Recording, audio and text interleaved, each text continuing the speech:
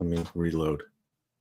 Okay, so hey, I'm live. Okay, StreamYard is working great. I totally know when I'm live on the internet. It was like, no, you're not going. And then all of a sudden it's like, you're live. So fair enough. Hello, everyone. Thanks for joining. There's nobody here yet, but presumably somebody will be here eventually. If you're watching this later, welcome.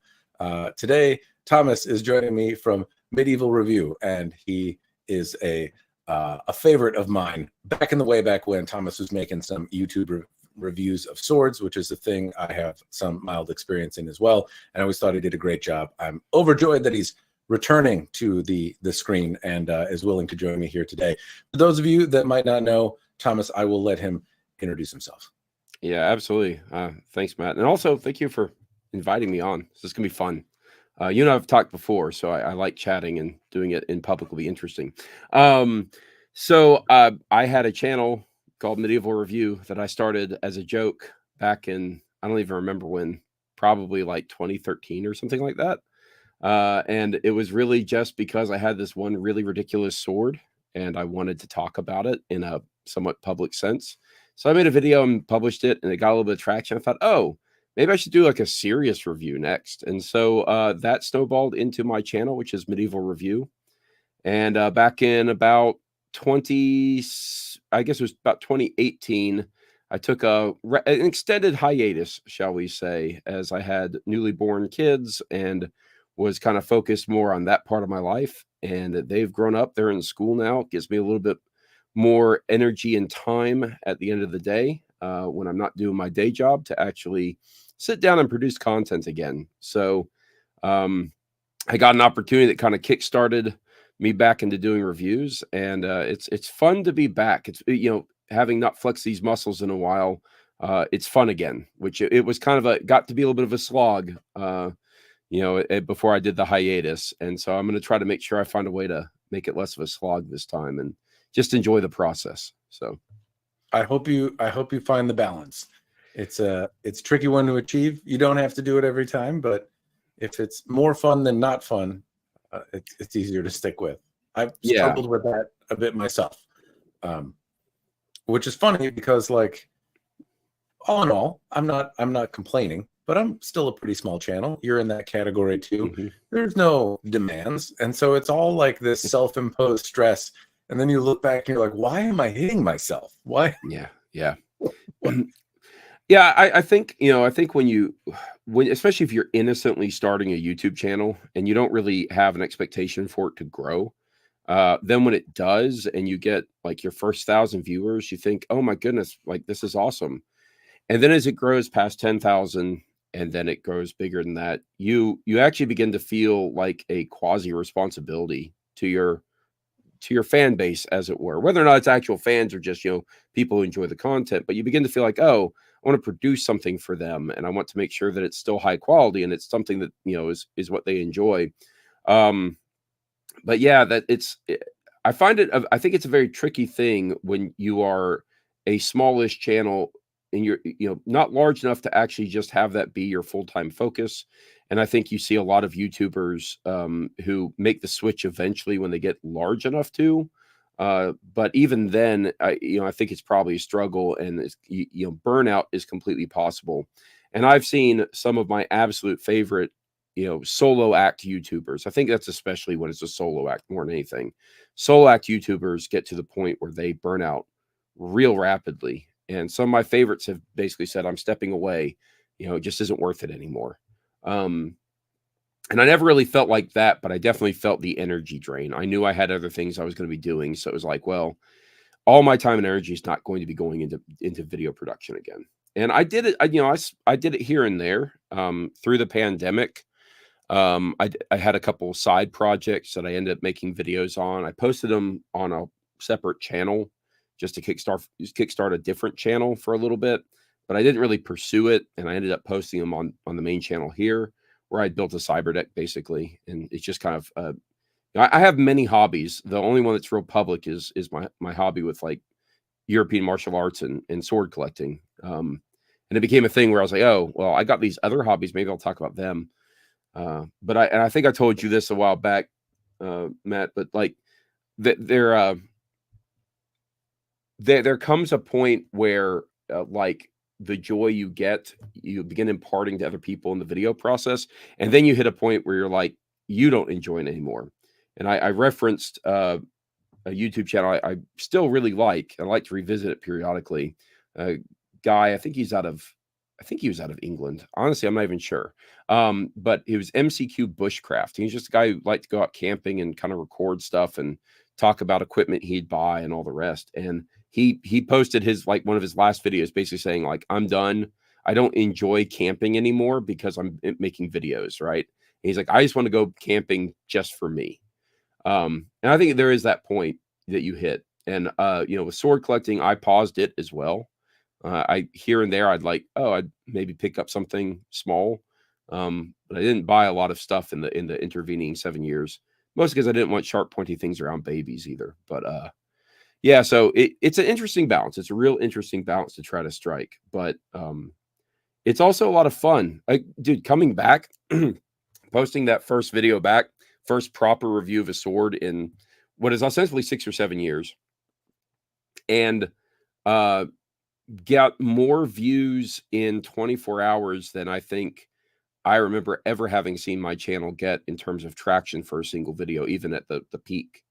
I think I was over 1,000 views in 24 hours. And for a channel, in my opinion, that has, I have a little over 30,000 subscribers, and that's not a huge amount. And having it basically been active for 7 years, to see that type of response and people like being excited for it, oh man, that was so amazing. And the community is so great too. Like, Yeah. I find that the sword community, broadly speaking, is a pretty fun community to be a part of. We aren't perfect, but people are very welcoming in general and are very excited to see people be excited about the stuff that we're all, communally interested in. Yeah, that is well, that's a lot. But you touch on a few things. I recall trying another channel project to explore some other hobbies as well. Not other hobbies, just other passions. My family was always interested in like the YouTube thing. They obviously see what I do, and then wanted to take part, maybe do something themselves. So we love the Costco adventure, right? Like, as a family, we go to Costco. The like finding some different thing that is fun that we wouldn't normally try. But anyway, thought that might be a fun idea for a channel, and then everyone saw the work that went into it, was like, no, I don't want to do that. Can't convince the other people to come along. Yeah, I actually, that's a lot.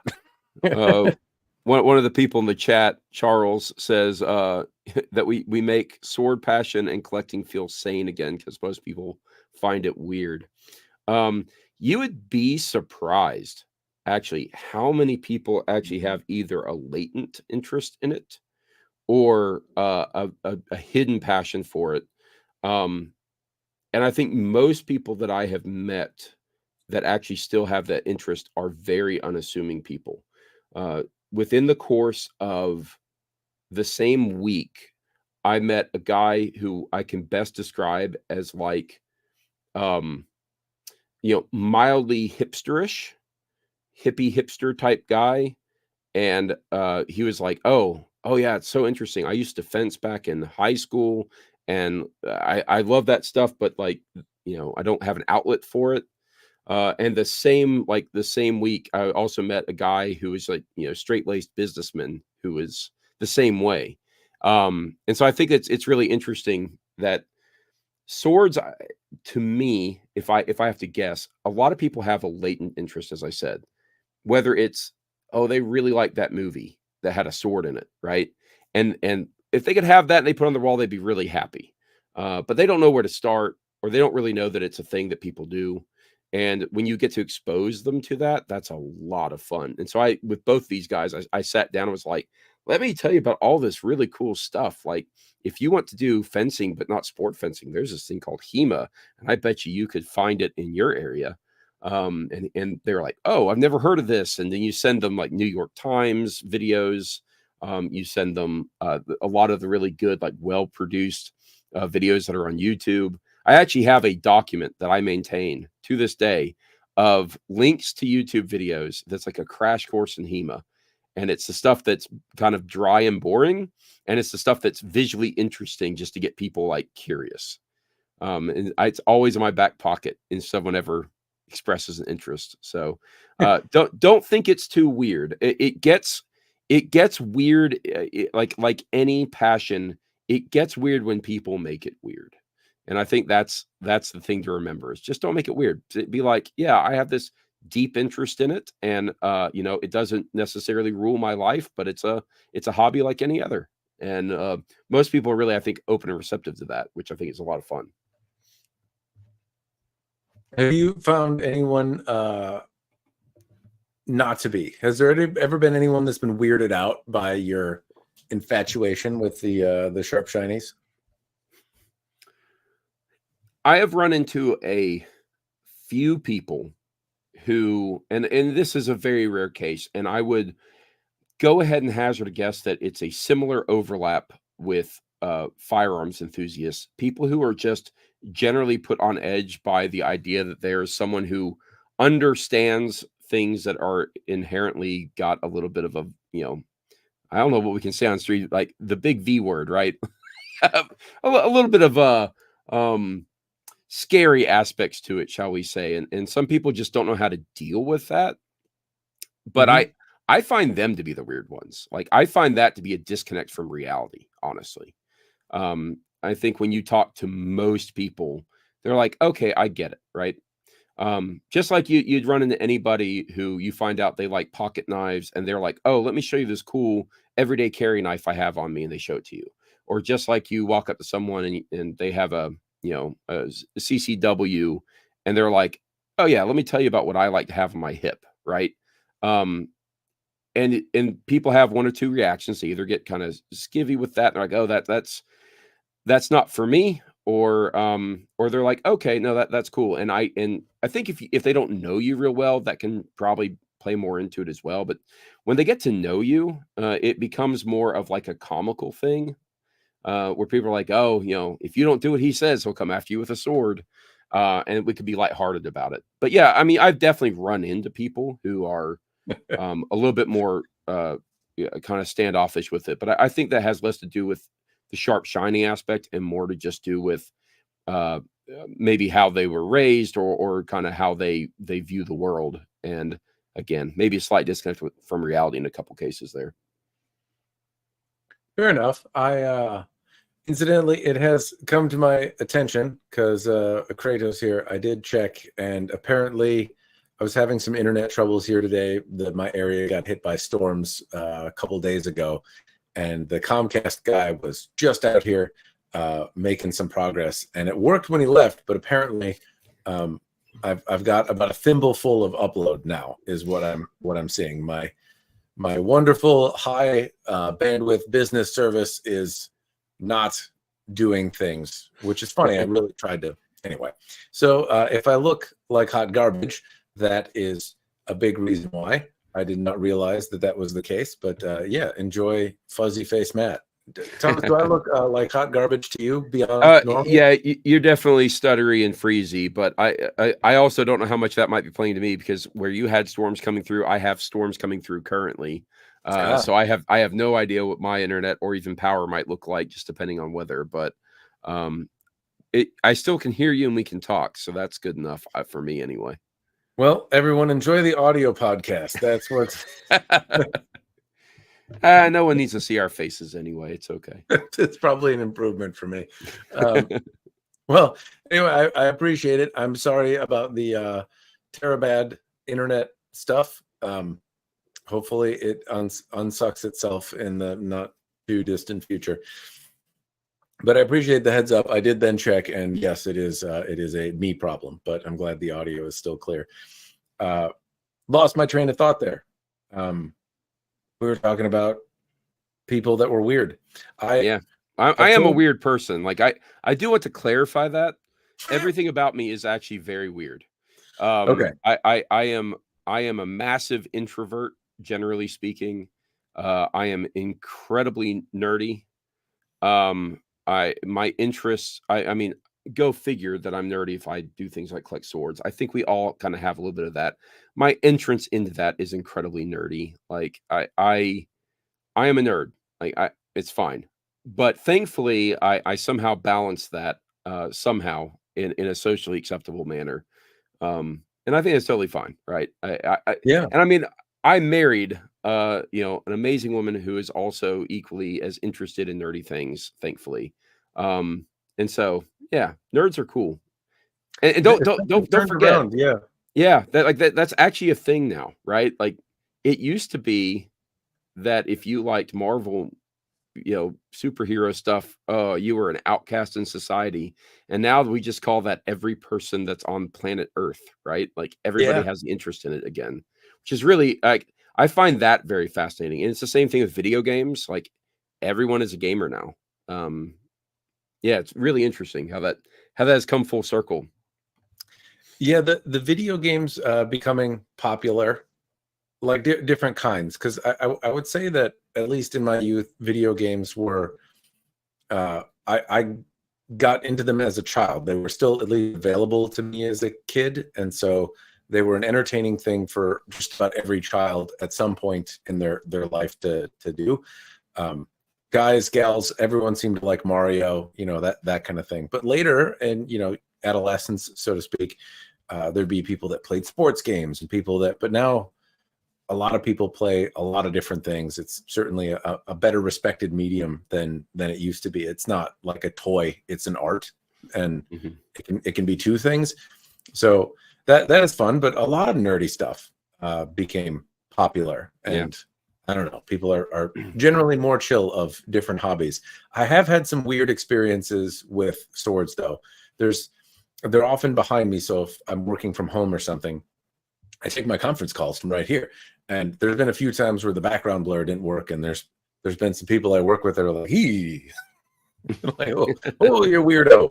Okay, yeah, sorry. Like all of a sudden the gun collection showed up or something, and so that's I've gotten a few faces there. The funniest story about weirding people out though was not just from being interested in swords, but the proclivities a YouTube reviewer finds themselves doing on the property. So if I go and like put on some sort of getup so I don't hurt myself and then go and break a sword in my backyard, like it's a sight if you're not used to seeing it. It looks a little off. Especially because like like the view on camera is one, but the view from behind is like also there's cameras staggered around and like garbage and cutting targets and like it looks like I'm trying to hack up evidence or something.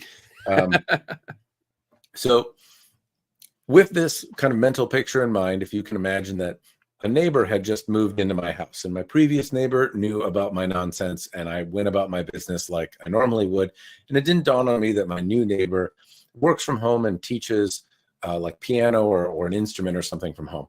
And I didn't know that like I walked past where she was teaching in a suit of armor, and like into the backyard with a sword. So anyway, they didn't say anything. There was no problem, but they invited me over for a beer, on like a barbecue day when they had lots of their friends around them.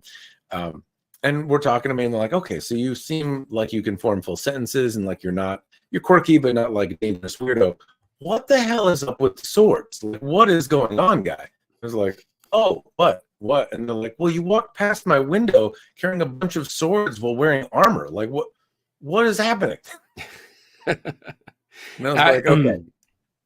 I can imagine what that would be like depending on where you live. I am very lucky that my current house, the house I started out in. So if you go back and watch some of my original videos, it was in a previous house. This one is surrounded on two sides by nothing but woodland, and my backyard faces said woodland, so I can do it in basically complete privacy in the backyard and not feel like I'm going to put anyone on edge. Previous property was not the same thing. Certainly had neighbors, but I guess I was lucky enough that they kept to themselves. And I was not the weird one. I had a much stranger neighbor that lived next to me, so somehow that managed to work out a little bit better. But I don't think I ever had them have a reaction from where I lived. I will say that we hosted a HEMA event. My local club did, and we did it for a lot of the Georgia HEMA groups, and they came from all over, like Savannah and all the other parts of Georgia. And we hosted it in a church gymnasium. And of course, everyone's walking by with like handfuls of swords and big padded up gear, walking into this church's gymnasium. And the poor old church ladies walking by in that moment were probably a little bit confused what was going on. So like, yeah, I think, I think you can understand it. If you're in a part of the your normal modern world, and suddenly a very anachronistic thing just goes walking by, you're gonna stop and just pause for a moment. And I think that's completely reasonable. Honestly, it's just it does become a thing where you can really set some people off if they do not know the context. So, I would imagine it's a good idea to let your neighbor know if you're going to be out, cutting tatami and stuff. Yeah, well, if there's like kids or things like that in the backyard or anyone around, it was pretty easy to find a secluded area or just pick a different time. Yeah. But it definitely, it was definitely like, ooh, you're what is going on? Like, this was not in the brochure of the house when we bought it. But anyway, it's been fun. Do you ever find anyone asks you a simple question about swords, not knowing that you are a sword aficionado, and then you're like, "Oh, sorry for the fire hose"? Is that? Yeah. Let's see. I think I've had a lot of people ask me about sword related things, knowing that I am somehow interested or associated, but they don't understand the extent. I don't think I've ever had someone that just straight up asked me or talked to me about swords where they didn't at least know that I had a passing interest. But yeah, and it becomes this thing where it's like, well, what do you want to know? Like, I can tell you all sorts of stuff. Don't even get me started. It's my favorite subject, right? And yeah, then it becomes like this big wave of information that they're like, I was just being kind, right? I was just feigning interest. Yeah. I do it. I'll tell you the most I've had those types of conversations, I guess maybe appropriately, but it just seems to be the venue for it, is at like a Renaissance festival, right? Where Mhm. like, I'm poking around at the various sword vendors where 95% of the stuff is just complete crap, right? And you're looking for like, okay, do they happen to have a gem in here for cheap or something and they never do. But you have people walking by and they're like, oh, look at this amazing Damascus steel, whatever. And it's like, and you just kind of lean over, that's acid etched. It's not really like folded steel or anything. It's not even anything but stainless steel. Maybe you should research before you spend the money, right? Yeah. Um, Do, I do you think that you do that to things in another part of your life? Oh, So like absolutely. you could see somebody holding up the blade and be like, "Oh, the balance is sweet," and you're like, "That is a brutish club that is made of lead. You are wrong. It's not even a sword. You're so dumb." But then like you look at, I don't know, a beer, and it's like, I can taste fruity notes on like dry stuff, and then it's like, that's Budweiser. Shut up. Like, There you go. Well, yeah, I would certainly not be the right person to ask about beer because I hate all beers. I think the only one I've ever had that I liked was Guinness.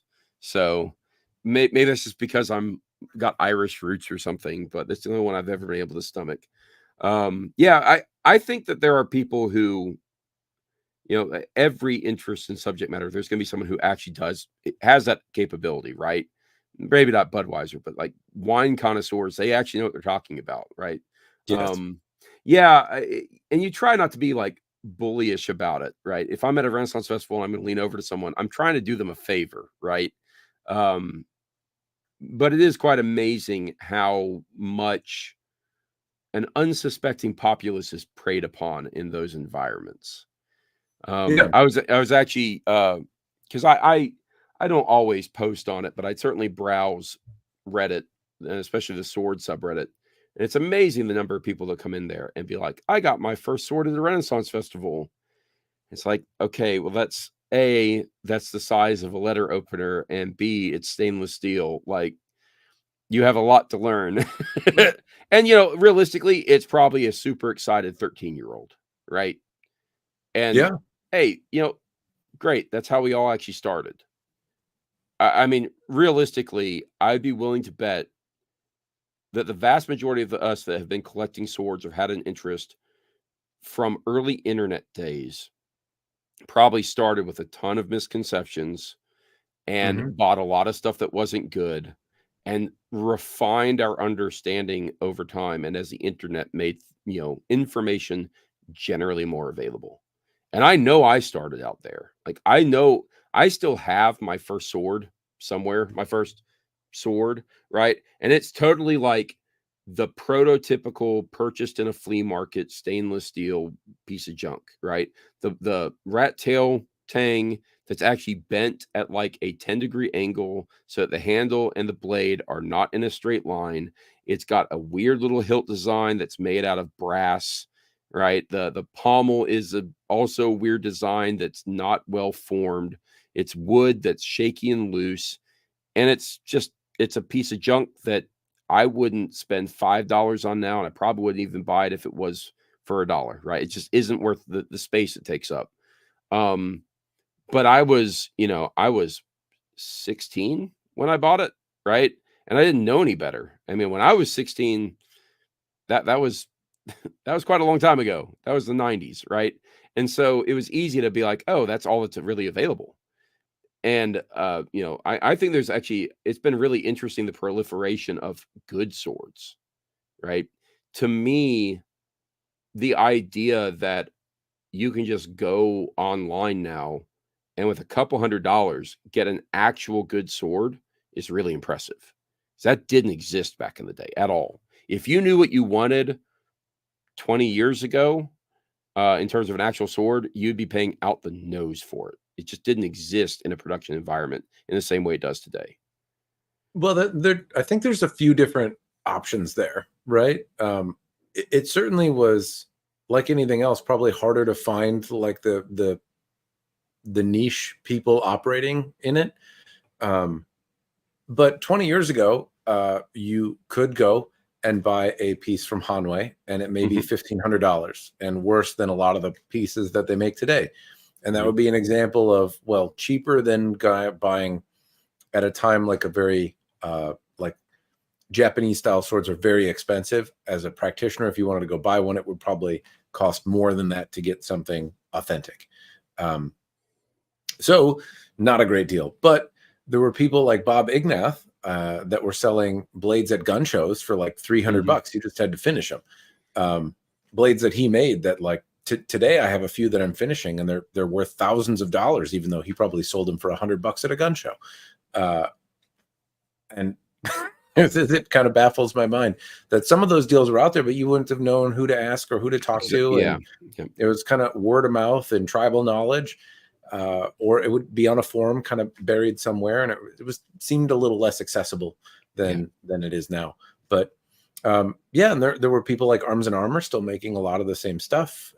You could buy from them, and certainly get good things, but the likelihood that you'd probably find the what is it, the El Cid, The arming standard else. sword. Yep, yep, yep. Yeah, like that's probably what you're going to end up with. You're not going to know to find Arms and Armor, and that they run Mhm. a shop 20 years ago in Minneapolis.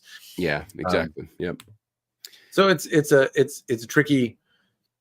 The options were there, but they were certainly, it seems, harder to find. But everyone did start somewhere. When you mentioned like, hey, we all probably started, so like I know some of the dumb things, but it dawned on me that I got this ninja sword, and you got a sword when you were 16. The first sharp steel sword that I got when I was 5 years old. America. But uh, I want to say maybe like 8 or 9, I got a ninja sword, right? And this one was not sharp. And so I played around and flicked it around and stuff. And I remember just jamming it into the dirt. And I hadn't done this with the sharp one yet because I wasn't flipping them around and stuff. There was some level of supervision, not enough, but some. Uh, The ninja sword, though, I was playing around with. It was a steel sword, but not sharp. And I remember pulling the tip out of the ground and being like, "Oh, it's all scratched up. Why'd that happen?" It's like, well, because it's a shiny metal object you stuck in the ground, you dumb shit. Like now, yeah, of course. Like now, I understand if I cut a tatami, man, this $5,000 polish I have on the katana it's not ruined, but it's severely diminished, right? But when I was a kid, well, I just rub it in the dirt and it gets dirty. Like, huh? Why didn't anyone tell me this? Like, oh God, anyway. So yeah, we all started somewhere. I started as the dumbest person out there. Well, and like I said, I think anyone who's been doing this a while, we all have those stories. Yeah. I think that, yeah, look, you started when you were 5, so you got a real early start, and you probably learned some valuable lessons by the time you were a teenager, right? My, trying to think. I mean, I have pictures of me when I was 5 and 6 dressed up in a suit of armor, but it wasn't like a passion of mine at the time. And it wasn't until high school. Like for me, it was like ninth grade, I think. I'm trying to remember back. It was when the book Timeline was published because I was a big fan of Michael Crichton. I've been reading Michael Crichton since the 3rd grade. Because Jurassic Park came out, and my dad said that if I read the book, he would take me to see the movie. And so I read the book. And it was a great book, and it was half it Good well over dad. my head at 3rd grade, right? And my dad is a huge reader. He reads like 3 books a week at minimum, usually upwards of like 5 to 7. How long does it take him to get through the Wheel of Time? That's the only way I understand reading time. I bet you he can knock it out in half a month. He I don't know how he does it. I can't read as quickly as he does. Is your dad Bill Brasky? No. But so I went to go, see Jurassic Park when I was young, but then I just fell in love with Crichton. And when Timeline was published, I'm pretty sure it was when I was in 9th grade. And I read it and was like, yep, this is the single greatest book I've ever read. And anyone who hasn't ever read it before, like it actually references HEMA, basically. It totally references the idea of recreational archaeology efforts. And surprise, surprise, Crichton was always really good at fitting real stuff into his wildly outlandish fictional stories. But man, it kickstarted my interest in the Middle Ages. And then I was reading and everything I could, and I was, watching every movie I could that had swords in it. And then I was like, okay, well, I'm a dumb kid in high school who has no income. What am I buying? Well, I'm buying the cheapest stuff I can find. The first real, okay, here we go. Where's my cat? Real sword was, in terms of medieval sword, was a Starfire sword. And, those are interesting, but when that's what's available to you for the first time, you go to a Renaissance Festival and it's actually like a spring steel, not a stainless, and it's actually somewhat well made. I wouldn't recommend them today, but I always thought they looked really nice. I still think they have a very simple design.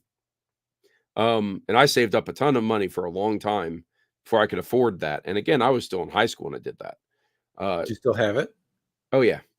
I have 2 Starfire swords in storage, right? They don't sit on my wall because I don't consider them real swords at this point. I still love the design. They're just too clunky, ill-balanced. They don't have distal taper. They got a lot of problems, right? And they don't have edges. They're not even meant to be sharpened. They're more like stage steel. When your son is old enough to hold a sword, is that the first one you want him to go swing around in the backyard? No. And I don't have a son. I got 2 daughters. So, but yes, I'm still going to give him swords to swing around. I thought you had a son. 2 daughters. All right. When one of your maidens comes of age and decides that she wants man repellent, are you going to hand her the Starfire? I am the man repellent. So one of the ones I have is the Starfire Light. I don't remember what they're called, but it's like the light sword version. No, I really don't think I would. I think I would hand them like a probably a smaller blunt sword, maybe even like a fader that's appropriately sized for them. Certainly blunt. and something that they can understand what a proper sword feels like. I think it's good to know exactly what an actual sword is, so you can begin to tell all the other stuff is not. I don't think my girl's gonna be interested in it, quite frankly. They are way Okay. too interested in Disney princesses, and that means that they'll get into Merida and archery more than swords, probably. But they are absolutely fascinated by the idea that I do things with swords. They always talk about how I go off and hit people with swords every Thursday. So My my daughter says I put on a dress and do chop chop. there you go. Yeah. That's way less flattering. Yeah, well, you mentioned that, and I found a Starfire sword not that long ago, and it's been this video idea that I've had that's just never quite worked out, to have one sword from every vendor that was at the Renaissance Festival that I Mm. had locally in Minnesota, that like formed some of the first real swords that I got to see. And so I'd like to do that, but I can never get all of them in my collection at the same time. And like one inevitably takes so long that I just sell the others because I don't really like them. And then Yeah. I find one and the one that was missing, and then I start again.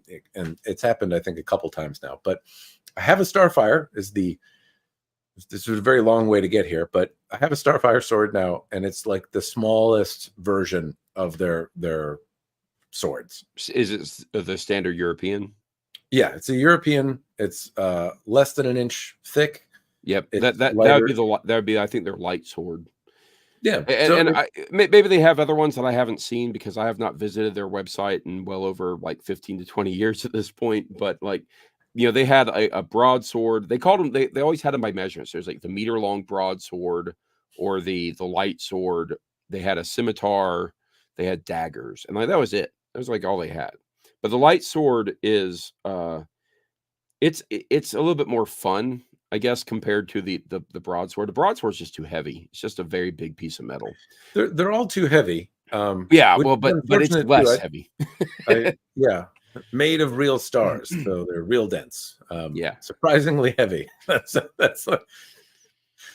And things like the leather wrapping job on it, when you begin to know how like a well wrapped sword is, yeah, you just you don't like that type of thing anymore. Theirs was, I, it's like a leather wrap within a wire that goes in the middle of the the leather.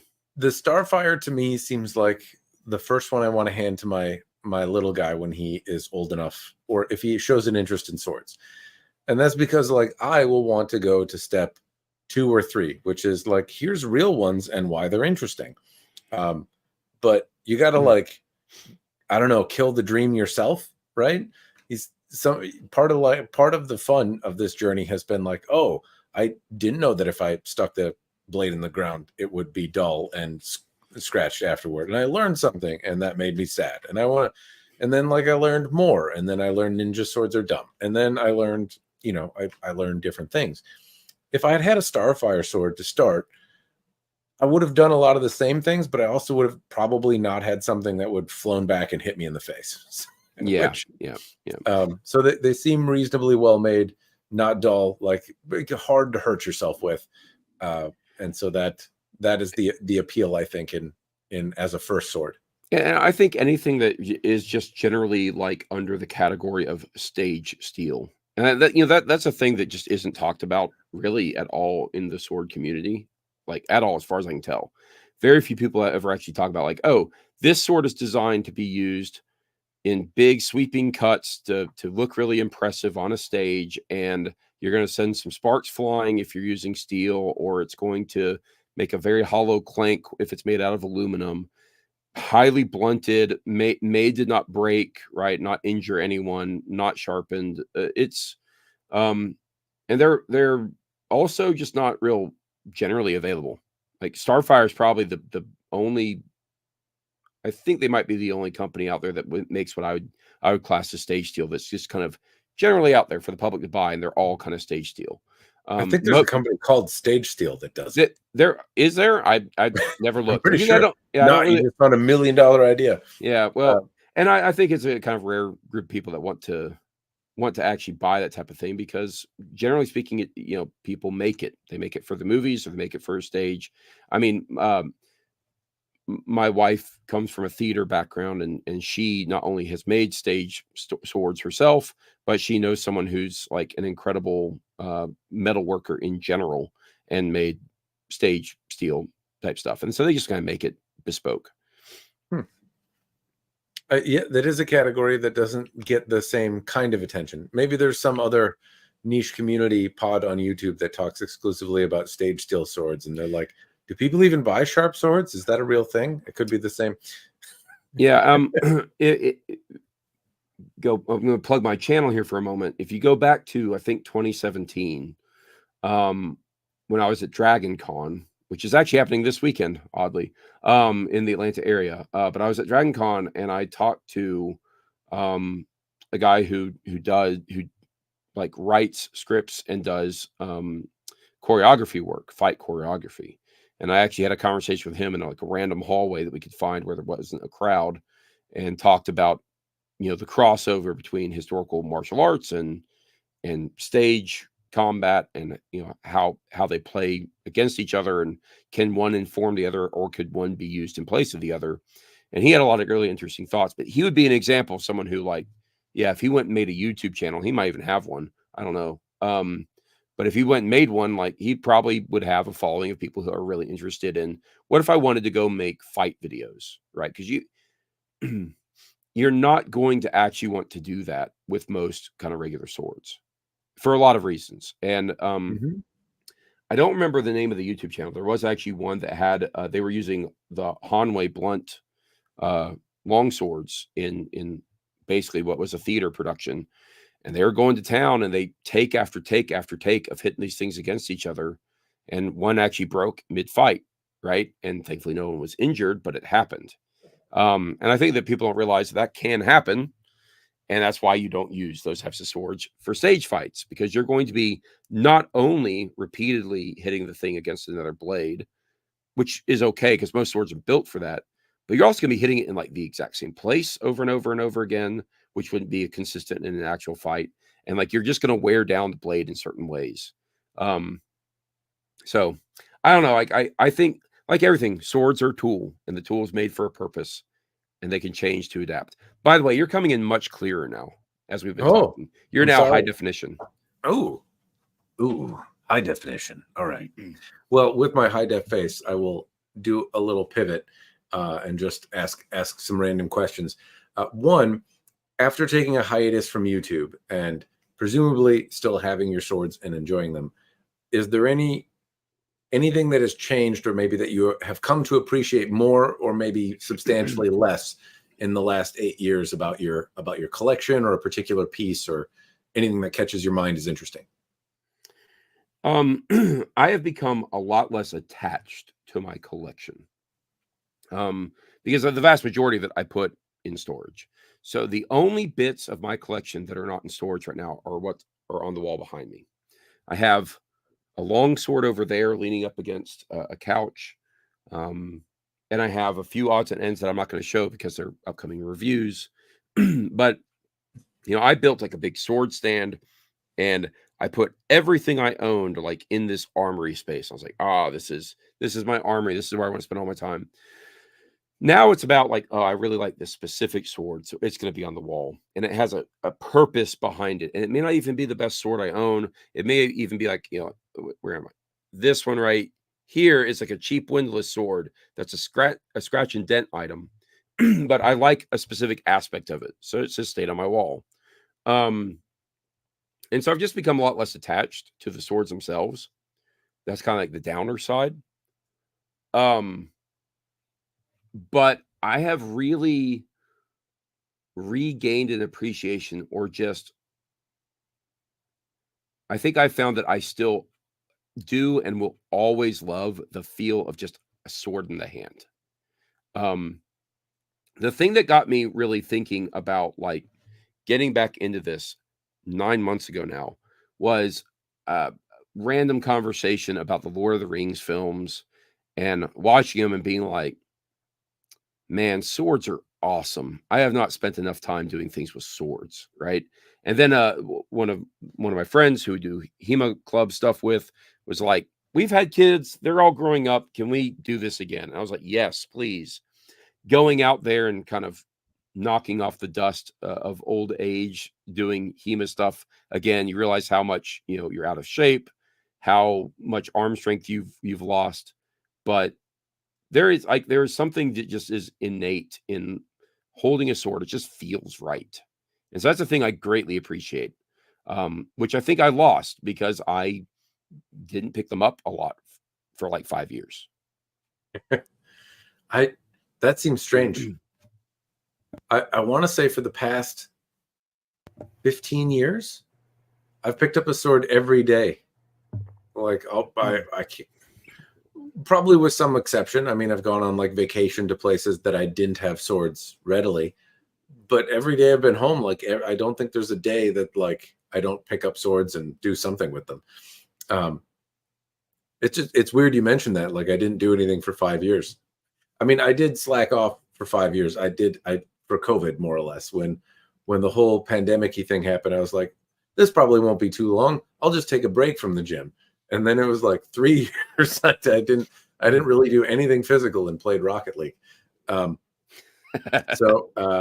Yeah, going back to the gym and trying to kind of shake things off. It ended up working out well in terms of like improvements. Like I'm doing better than I was pre-COVID, but knocking the dust off was similar in respect to like, oh, got to move around again. I I had that. I just didn't have the sword moving part. Yeah. You got some by the way, some people in the comments. I'm just gonna respond to them because I don't know when they said it. I'll go back here. This is Joe, JS Bladecraft, fellow sword creator here, congratulating you on having a schmancy channel. Thank you. Favorite Smith? I mean, I think everyone would know my answer to that. It's Peter Johnson of Windless Steelcrafts, of Peter Johnson fame. Peter Johnson, Mr. Amazing. Yeah. Although I will say I have a deep respect for just about anybody who makes swords, especially people who spend a lot of time per item, per sword, and take the time to really do it right.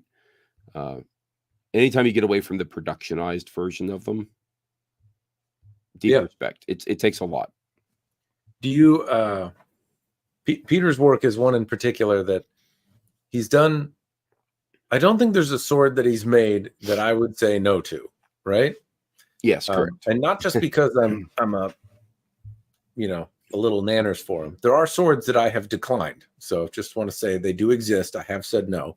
But there are absolutely some that like stand out in my mind as some of my absolute favorite swords. The like fantasy Vorpal sword he made a while ago, which is like this kind of weird, not weird. I'd like a perfect balance of whimsical and dark and fantasy and reality on like a Type 14, and the accents, but I don't know, just how everything balanced out. It's one of my favorite looking swords, and one that he made, and it wasn't, I don't think, his most outlandish thing.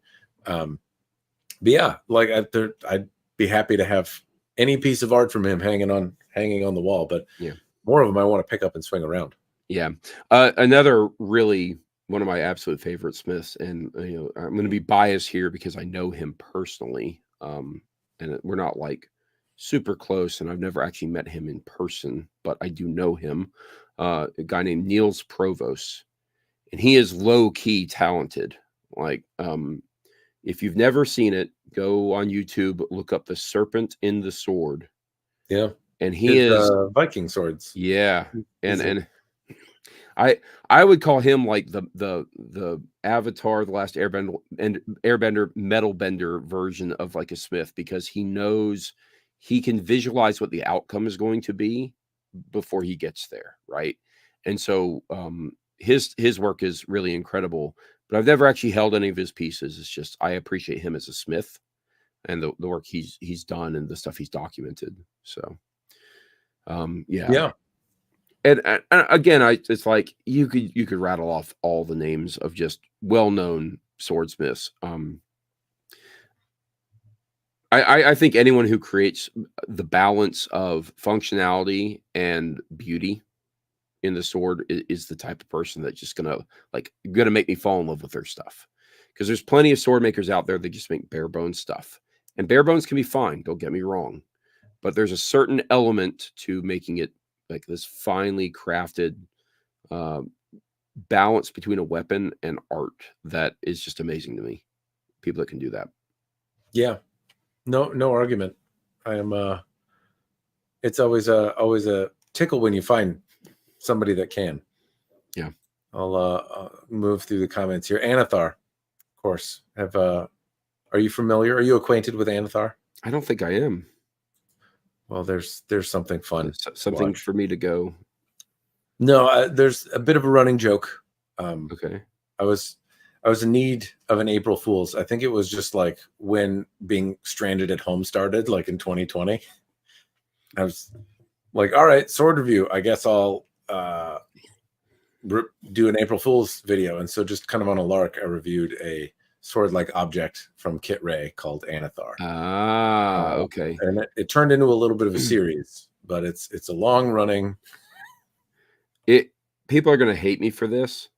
There are a couple of Kit Ray swords that I wish the basic design someone would adopt and turn into an actual sword. What I can tell you right now. End stream offline. Yeah. I can tell you right now. I don't know what it's called, but it will be the only Kit Ray sword that looks like an actual sword. Whichever one that is probably the one I'm talking about. Because all the other ones look like nonsense that Blizzard made up for WoW, right? Like ugly looking stuff. But there are a few that I was like, oh, like I kind of like the ideas and the principles behind this design. So there's a few. So no, I was not aware. Man, April Fool's videos. I've had a strenuous relationship with those because I have some I wish I could have made, and man, YouTube does not like April Fool's videos for whatever reason. I have gotten more than once. I have gotten a like a weird content strike type thing because they're misleading. It's like I don't know what to do about it. It's April Fool's. Like, what am I supposed to do?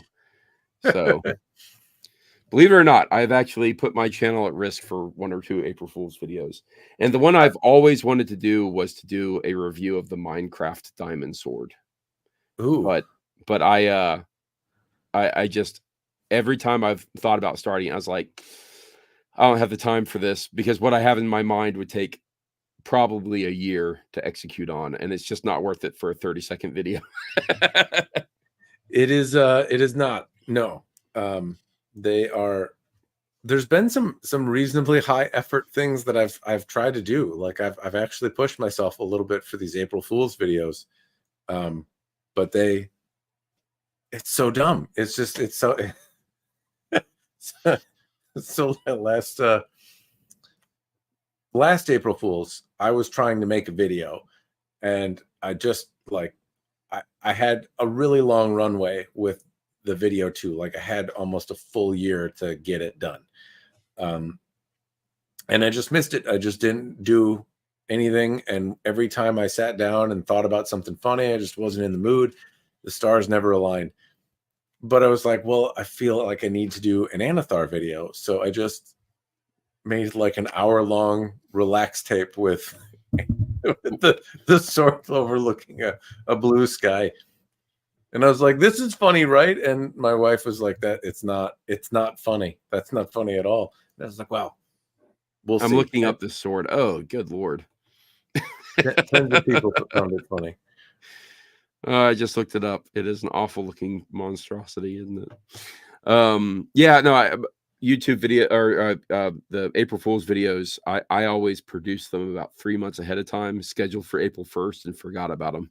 That's the only I'd ever get them done on time. Oh, Count Scoop says, do either of you have thoughts about the new Balor Arms Irish Gallowglass great sword? Some alliteration there. Good question. You know, I don't know that I've actually looked at it. I think I heard someone talking about it in another area. So let me take a look. Kane Shen, I believe, did a video on this one and talked about it. I believe he has a video posted about it. So the thing about the Balor Arms line, and I'm going to assume that they're the LK Chen iteration. So I've had the Balor Arms Kriegsmesser that LK Chen produced. I've had incidentally a Cold Steel one that was matching it, and then I've had the Type 12 or like their Templar arming sword.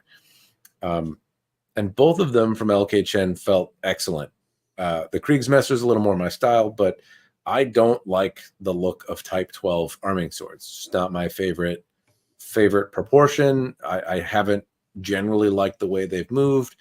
Not a big fan of the sword, but the way LK Chen pulled it off for Balor Arms made me love the sword. It's great. It's an incredible value for a sword in terms of what you get. Like it has elements of design and capability that I would expect to see in something like an Albion, but it's like Albion light, Albion from Wish, kind of like it's not that far. It's like I don't know, like a derivative company of Albion, like a spinoff or something like that, where it's not quite there, but at the same time is really, really good in a lot of the aspects other people don't do well. And long road to say, this Gallowglass looking sword is kind of an odd looking one to me. It doesn't have a very attractive look. But me too. I find the cross to be a little bit. It's just it's not what I'd be interested in. But I would bet they pulled off the way it's supposed to feel. And I believe I watched a bit of Kane's video, and he had generally positive things to say from what I recall. I don't remember exactly, so I could be off on that. I don't want to misquote him. But generally, and it's large too. It is truly a great sword. So, but I bet if you were looking for a great sword, I bet that one probably feels pretty good, because I was rather having two examples from a company that is making swords that they're unfamiliar with and really kind of knocking it out of the park both times gives me a lot of, gives me some confidence as a personal buyer to give a try to something that I might not like have the best initial vibes from the photos on. Right. But also you can check with Kane. He I think there's a video about it where they measured it and he talked about it a little bit. Do you play with any great swords, Thomas? Yeah. So I actually, I mean, obviously long swords end up becoming the go-to just because of HEMA, but I actually really prefer either like a standard bastard sword or a great sword, like in terms of the visual flair and like the way I would think about, my mind's eye of what I look like holding a sword. I do have a few. I don't know that I have any on my wall besides the Claymore. Yeah, not really. And they can be a lot of fun. I find that they do tend to be, I get either because they are just heavier in general, or because of, depending on where you get it from, they might just be overbuilt sometimes. But dude, I like all swords. I'm all, if it has a blade, I'm generally happy. So yeah. And I try to add some little spice to my collection with something different, right? The idea of having an Irish ring pommel greatsword is very enticing because I have an arming sword. I have the bastard sword from Albion's line with the Kern and the Gallowglass. I also have another one that is I think it's Lockwood. Okay. So I have a couple great swords from Albion. I had the Maximilian and the Tyrolean, and now I just have the Tyrolean. And I like them, don't get me wrong. Like, they're swords, they're pointy and sharp and cool and big, and like it's not that I dislike them, but I can't say that I really enjoy moving them very much. As I was talking about the Maximilian when I moved around a two-handed greatsword, I kind of described it as like I couldn't it never felt like it was an extension of my hand. And somebody in the comments put it really elegantly and said, it's not an extension of your arm, it's a dancing partner. And when I thought about that way, I was like, oh, okay. When I stopped trying to force it to be something it's not, it's more enjoyable, but I come to find I really don't like dancing. Like it's yeah, that's actually a really good way to put it. Actually, the dance partner, yeah, like when you look at people who do montante stuff, like you are controlling the blade, but the blade is giving you feedback. Is you know, like you don't have complete control. You are somewhat at the whims of the inertia of the thing. Yeah, it is certainly not the thing I would want to use to do like a cut test regularly with, right? Because once it's in motion, you really want to keep it in motion, which is not really how most people approach cut tests. I mean, you can, but like in terms of, again, inertia, yeah, you kind of have to move around a lot more with it. Yeah, I think I have more of like a fanciful fantasy view of a great sword, right? It's like some guy in the big like John Borman Excalibur movie armor riding around with this giant piece of steel, and like that has a certain appeal to me. But yeah, like I said, I tend to go more towards bastard swords or long swords. And I think that if I had to choose one, it'd be a bastard sword, because then I can play the balance between it being single-handed, two-handed. It's just the right size for kind of every purpose. And that, I think, it ends up being kind of my default favorite for that reason. Which bastard sword is your favorite? Is there a favorite one? The Gallo Glass, the Albion Gallo Glass, easily. But I will say it would not be my favorite to use. Okay. Has it always been your favorite? Is it favorite for like sentimental reasons or some other thing that you discovered after it, came into your collection? So it was not my first Albion. It was the Liechtenauer which is the blunted longsword, was my first Albion. But when I bought the Liechtenauer, I was like, oh, this sword is amazing. And I started browsing their catalog, and I came across the Gallo Glass, and it gets the right blend of it's a hand and a half sword. So it's got the dimensions are nice. The blade is I think slightly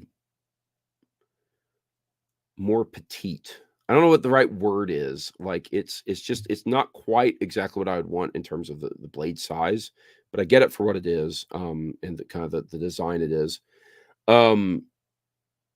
And it speaks to my heritage, Irish heritage. So I like it for that reason, certainly. It's rather exclusive these days. They only made 100 of them.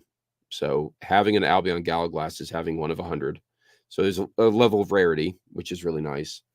And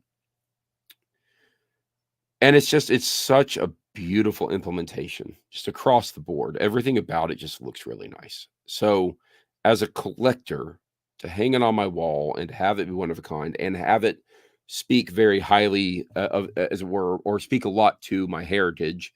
It makes it my favorite, I think, for those reasons. And there's not necessarily a sentimentality with it.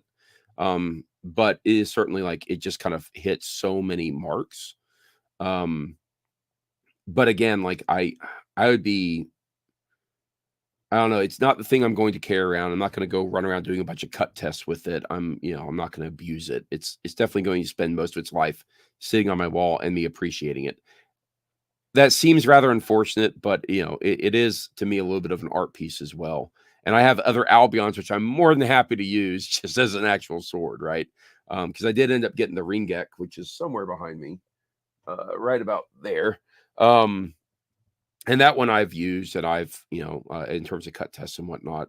And it's, I was surprised by the Ringek, actually. I got to cut with it at a little bit of a cutting event not too long ago, and it wasn't super sharp, but I can't say I was super effective with it, but there were a number of people who could execute really clean cuts with it, which I was surprised by.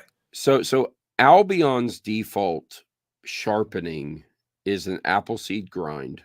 They don't do secondary bevels, and they don't put a really keen edge on them. You can still cut with them with the default, but it's much harder, and you've got to have really good alignment. The ringek as well, it's more of a thrusting sword. Like the blade geometry, like you got to have really good edge alignment to get through stuff, but it's not its entire purpose, right? And it's part of the design as well. I think people who are just generally extremely good at doing cuts in general, especially with like a long sword or a non-curved blade, you know, you could probably hand them just about anything, and they probably do a good job with it, even something that isn't super sharp. And it doesn't take a lot, right? I think that ends up being a misconception about how. What's that? Phil Martin. When you say people that are really good, I have to bring up Phil Martin. He is the sword Bill Brasky. It's kind of a running joke that if I hand him a spatula, he's gonna, win gold with it. Yeah, I mean, as much as I'd love to think I'm actually halfway decent at doing cut tests and doing that type of thing, like I know I'm not. Comparing myself to people that I've seen in person do just amazing stuff. But on the same notion, I know that I am better than a lot of people out there who've claimed to be really good. One of the all-time favorite, I try not to just talk about myself and gloat about it. This is one of my favorite things ever. Was at a Dragon Con event, and they were doing a medieval myth busting was the panel, and I was just there assisting,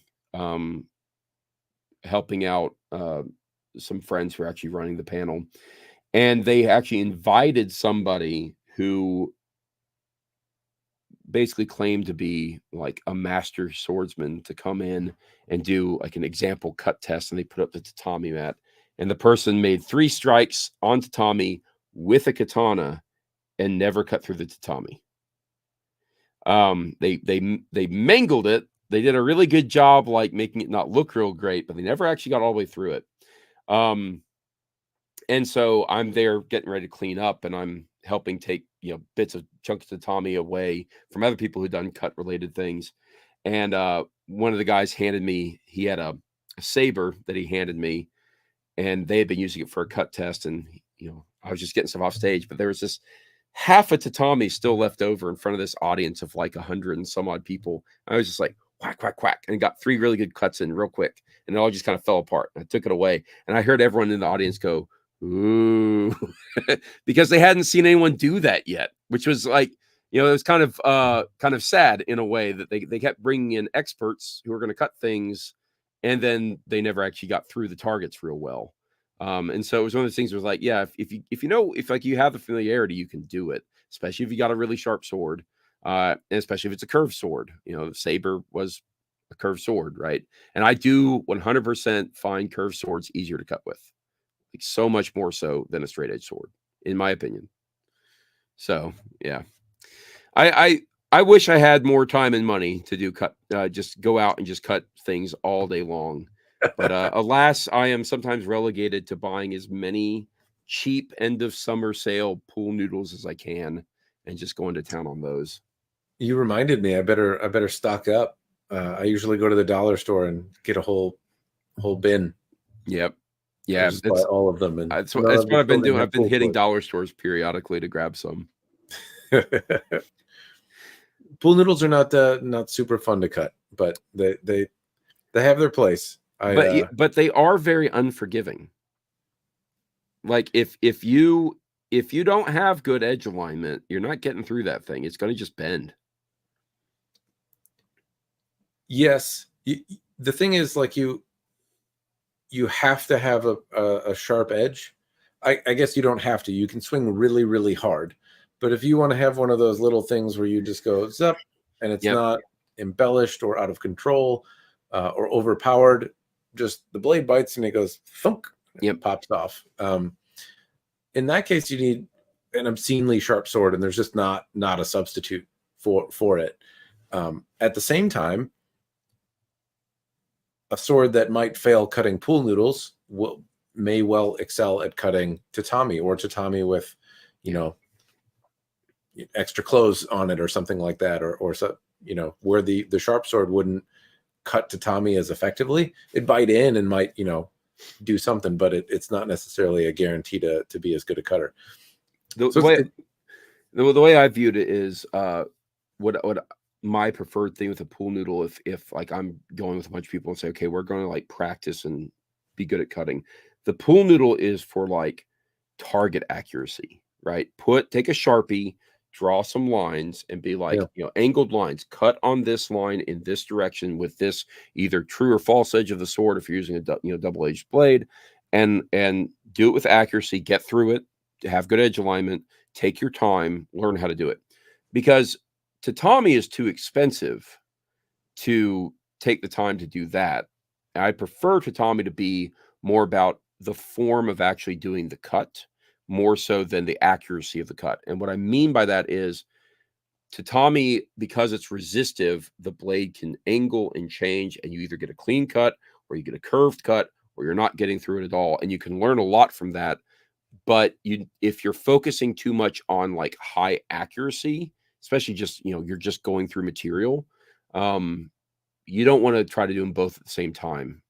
I feel like you waste material when you do that. So that's where I like pool noodles. Like, just get on target, cut along the line of the Sharpie line, and get through it with decent edge alignment, and take your time to do so, right?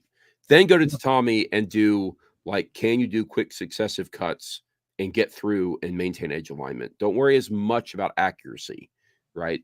You need a certain amount of it because you don't want to waste the material of the tatami, but you're not going to be as focused on that. Be more focused on making clean cuts. That's the approach I've generally taken to them, just in terms of like expense on the material.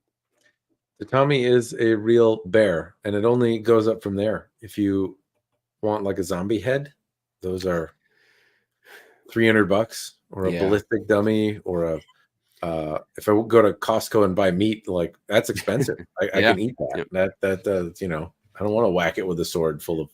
Man, go figure. Those old Cold Steel DVDs that they used to give out like candy were expensive to produce, with all those giant pork loins they would hang by hooks and cut. Yeah. I really wish I could like justify getting a zombie head or two and doing something with it. I'm just not willing to spend that money. You got to do an arts and crafts project with your kids. That's what you got to do. There you go. Yeah. Hey kids, come help me fill this brain. Yeah, no. You know how your daddy likes to do stuff with swords? Well, it's not a bad idea. I don't know. I spend my time, my free time elsewhere as much as I can. Is there going back to your hiatus after 8 years, is there any sword that's stuck in the back of your mind over these years that you've consistently kind of lusted after over this period, or were swords totally just out of mind? Oh no, swords are not totally out of mind. I had kids, Matt. My dreams didn't die. Yeah. No, swords were always still there. Don't get me wrong. And I might be over embellishing when I say I didn't ever pick any up. It's just, didn't become the routine. So, okay, this is interesting because I like, the answer is yes, but there's kind of two parallel tracks here. I've always looked at a bunch of various Albion swords I wish I could have had and would still love to have. A lot of HEMA related, like blunt trainers that I have wanted to get. And maybe I should say that might be featured in some upcoming stuff, because the more I've gotten into it, the more I've gone back to those things, but they've stuck in the back of my mind. I, as a collector, I also it's like have a mission to get as many from different makers as possible. And then there's also some total sword-like objects that I have wanted for very specific purposes. And those are almost always tied to just like a film franchise I really like, and I want the sword from that movie. And there have been some that were just, quite frankly, I missed out on the opportunity to buy them. And in the hiatus, they came back and they were being re-released. And so I was like, oh boy, I can get a bunch of things that I've been wanting for a long time. What are they? Can you? Is that too taboo? What are your film franchises where you're like, I want one really? So definitely anything from Lord of the Rings, right? Again, I'm going to go back to that. On Wednesday of next week, I will have an unboxing video where this will come into play. There are some specific swords from that film franchise that I absolutely, as you said, lusted after and wanted, and just haven't been able to get. And now I have been able to, and that's been really exciting. Other films, they vary. Like, so you know what? I still cannot believe I've not bought a William Wallace sword from the film Braveheart. How have I never bought one of those still? And I mean, it's a completely made up sword, but I it holds a special place in my heart as like the Freedom. first of those epic films. Freedom. Yeah. And Gladiator, one of my all-time favorite films. I still want like Blade's sword from the Wesley Snipes Blade movie. There are some swords that I don't think exist in terms of reproductions of them that would just purely be like movie props that no one's ever going to make because it's not very popular. But and they tend to be like the B grade, or like not even a master sword. They're just like a sword in the background of something. I'll give you the example. Another one of my all-time favorite movies is the very first Chronicles of Narnia movie that came out, that Chris Columbus, I think it was Chris Columbus, did. What a Workshop worked on it. Their stuff was just incredible. There is a character in it who's a centaur, and he has this freaking amazing sword. And it is so stupid large because he's a centaur, right? So he has this giant sword. I would love to have that sword. I would love to have that sword. I wish I could have one. I wish someone would make that thing, and no one ever will. I gotta look at what it is now. You tickling my brain. It's beautiful. How do you spell centaur? I don't know, but it's also a risky Google search. Yeah. Oh no, Facebook's trying to sell me Manscaped for horses or something. Yeah, I see it. It's like a big, like Claymore, big. It just looks like a big longsword. It's like a giant. It's like, I don't know how to describe it. It's just a really, really big sword. And it's not particularly modeled like it. The best way to describe it would be it's a standard like greatsword, but just scaled up to someone who's literally the size of a horse, right? I don't know. I've loved that sword because, quite frankly, the guy in that movie, he's literally a side character. I don't even know if he has a name. He has the single best line in the entire film, which is like the character of Peter turns to him and says, "Are you with me?" And he just says, "To the death." And it's like, he's my favorite character, and I don't even know his name, right? I'm sure he has a name. I have no idea what it is. Steve. Yeah, Steve. There we go. No, and the original line wasn't "to the death"; it was bananas. And they changed it. So it worked much better. But yeah, like, so there are things like that I absolutely would just love to have. I wish someone would make it. And like, I'm sure the prop exists somewhere, but that's it. It's just the prop. If someone made that in a proper, like, well-made sword, it doesn't even have to be like super high end. If any production sword line company would just make that, it'd be great. And even if it was just decorative, honestly, even if it was just United Cutlery level, I'd probably be okay with it. I have the other, like the main sword from that movie, the Lionhead Narnia sword. Like, I have that one. But I really want that centaur sword. I just think it's so cool. That's a really good one. That's like, I love the I'm looking at all the swords so closely that this like side character who's in the scene once, I don't remember his name, but I do remember his sword vividly, and I want it. Like, that's some sword voyeurism kind of situation. Like, you are That's good. That wasn't just the hero one. Like, I want the Beastmaster sword. It's old. I'm old. Haha. But like, I no, you're dude, I cannot tell you how stoked I am because I am going to buy the thing. When United Cutlery made all the Lord of the Rings swords, they had all the ones you could think of. They had Sting, Glamdring, Narsil, Strider's Ranger sword. They have all these swords. One of the ones that they never made is one that no one would ever think of because I think it was probably on screen in the background, out of focus for like 2 seconds ever. And that is Samwise Gamgee's sword. And now United Cutlery is making that sword. Nothing too great about it. It's not even that great a looking sword. It looks like a cast off, like nothing sword. But it's Samwise Gamgee's sword, so I've got to have it because he's like the coolest ever, right? Little stout gardener hobbit who, saved Middle Earth. So I mean, like, I gotta have his sword, right? The hero swords, don't get me wrong, like I want those hero swords as well. But when you, especially if you go watch some films where the production did everything handcrafted, just pause on certain frames and just look at the background because we always forget to do that when we watch a movie. Look at the background and be like, oh, that person has something really cool. And I feel like the Chronicles of Narnia movie is one that is highly underappreciated in terms of the design work because it was Weta. And Weta was hot off the heels of doing Lord of the Rings with that. So they just pipelined all of their Lord of the Rings design work straight over into this other film that most people, I think, forget about. And now, granted, I'm a huge fan of the Chronicles of Narnia, and I'm a huge fan of that specific movie. I think the other movies are probably forgettable to me, but that one was just so well done. The battle scene in it was amazing. The music in it is amazing. One of the best films, in my opinion.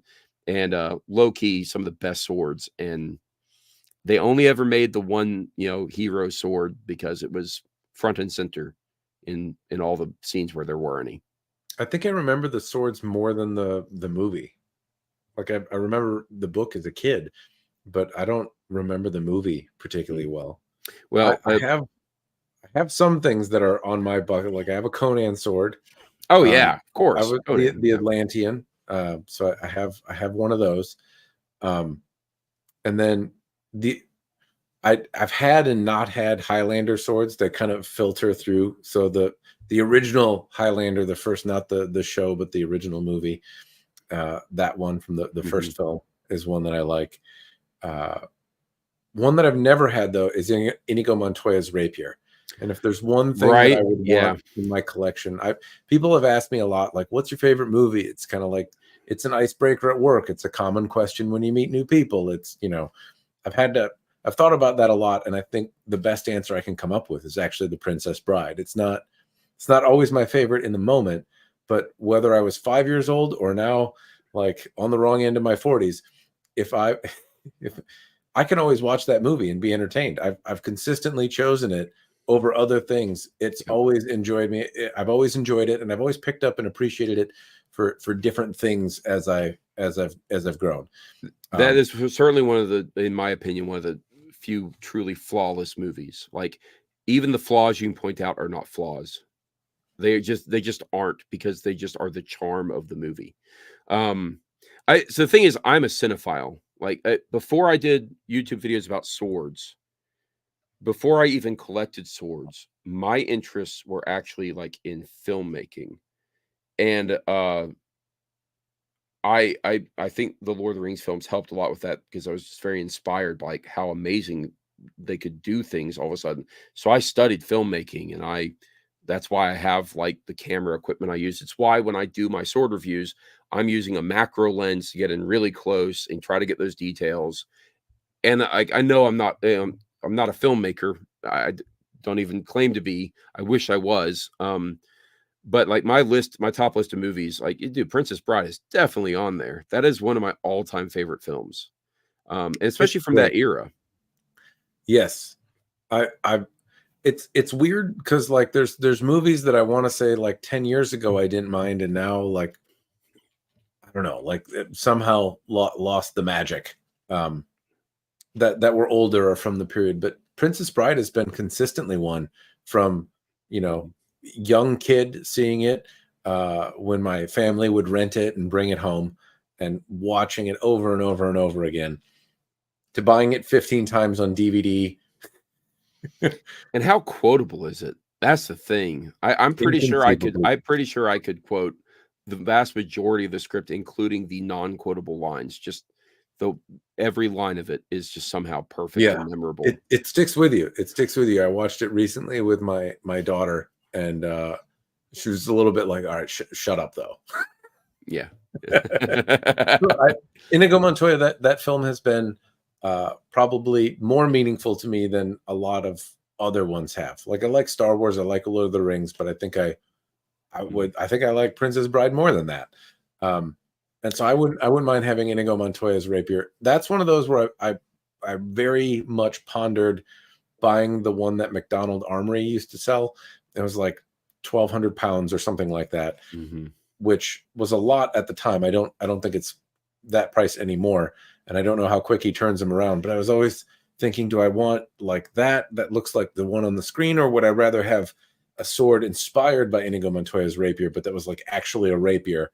Because I know the prop one is going to wow me just as much as the Atlantean does, and it's the most awesome, most stupid sword ever. And like I'll be honest, there are some really stupid swords that I would love to own. And again, they don't have to be real swords; they can literally just be a wall hanger. But because they're so ridiculous, I would love to own them. Would you want Wesley's sword or Inigo Montoya's sword? Oh, I'd want the rapier. I'd want an Inigo Montoya's. I don't even know that I could tell you. I don't even know that I could tell you like all the details of Wesley's sword, but I can tell you exactly what Inigo Montoya's looks like. And yeah. Or here's a better thought. Why not both?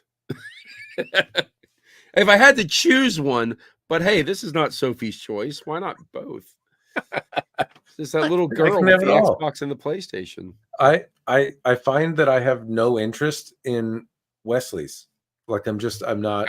Like I said, I don't even know what it looks like. I couldn't even describe it to you. I know it's a rapier. Yeah, it's a bougie little black handled, small, certainly less ornate. But as a kid, I remember not caring about Inigo Montoya's rapier because he lost, and so I liked the hero's sword because that's what the hero used. But then, like, as I pulled my head out of my ass, I realized which one was better. So just different things to appreciate. But that's one that I've missed. And I had there was another movie called Stardust. I don't know if you've seen that, but it was yeah. I thought it captured some of the fun that I enjoyed in The Princess Bride. It scratched a similar itch. It wasn't the same movie, but it scratched a similar itch. And the hero's sword there was actually one made by Hanwei. There was a replica made by Hanwei from Tristan. He was the main guy, and he had this like Messer like Kyber dagger kind of sword looking thing.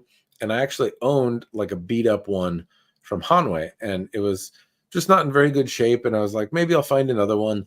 And I sold the one that I had, and I never found another one.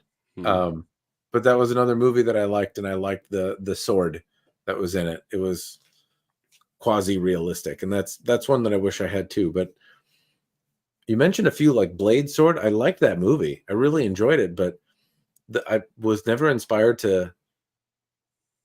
Like, to me, like when I saw Blade, I knew that sword was like not.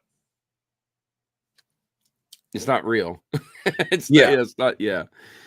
It required more suspension of disbelief than I could muster for the sword. I mean, I could take Wesley Snipes as the Daywalker, but I couldn't. I was like, the sword, silver, soft metal. That's not how it works. I don't care how much magic you can work out Whistler. Like, it's not. You can't make silver do that. It doesn't. Okay. I think I just liked. I don't know, like, dude. When that movie came out, I was the perfect age to be the target audience for that thing. And the kind of silly nature of it, it's a comic book thing, right? So I mean, the comic booky nature of it. I'll tell you. I actually have something right over here. I have this because I wish I could get a better version of it.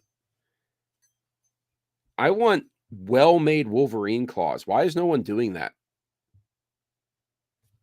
Like, why is nobody doing this? This is the best you can find, and it's crap. And like, they don't angle out correctly. They're all parallel. They don't look great coming off the hand because they don't spread. They can't be really sharpened because of how they made them, and they're stainless steel, so it's not real great. Why has no one made any of those? Like, at least that would look really good. And every one I've looked at, they either look good but are just so poorly constructed because they're trying to be cheap. Those aren't swords, but like those are things that I grew up with that stuff. I want that stuff, and the nerd in me wants that stuff. I want to give you $1,000 for Wolverine claws and feel like I'm getting a good deal. I want some nice stuff. Like, yeah, exactly.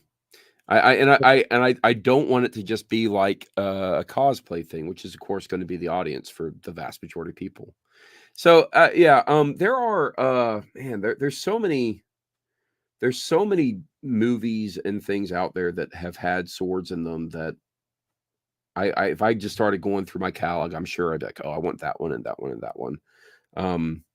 I want like every version of Excalibur. Actually, I'll tell you, there's a lot of swords that I want that are purely from books that have never been made or put to film or anything.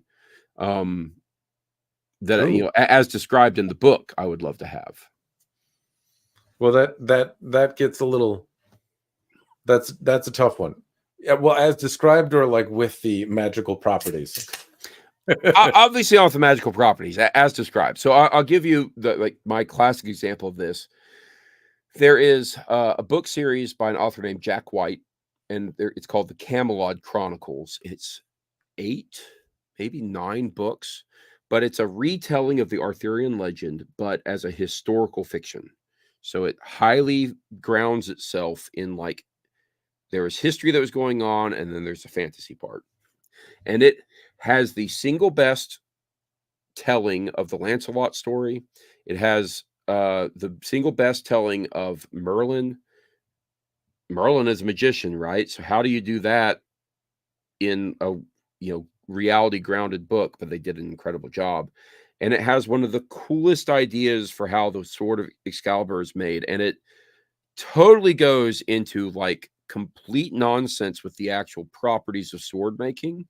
So you have to kind of forgive the book that. But it is very descriptive in how the sword is made and what it looks like. And it is so different from every other kind of imagining of what Excalibur looks like. That like I would love to see that sword made.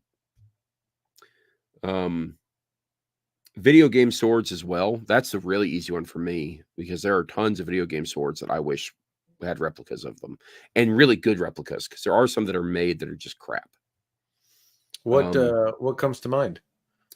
So I would love to have Squall's Gunblade from Final Fantasy VIII, but actually made well and accurate to the game. This is the second time I've wanted to turn off this podcast, Tom.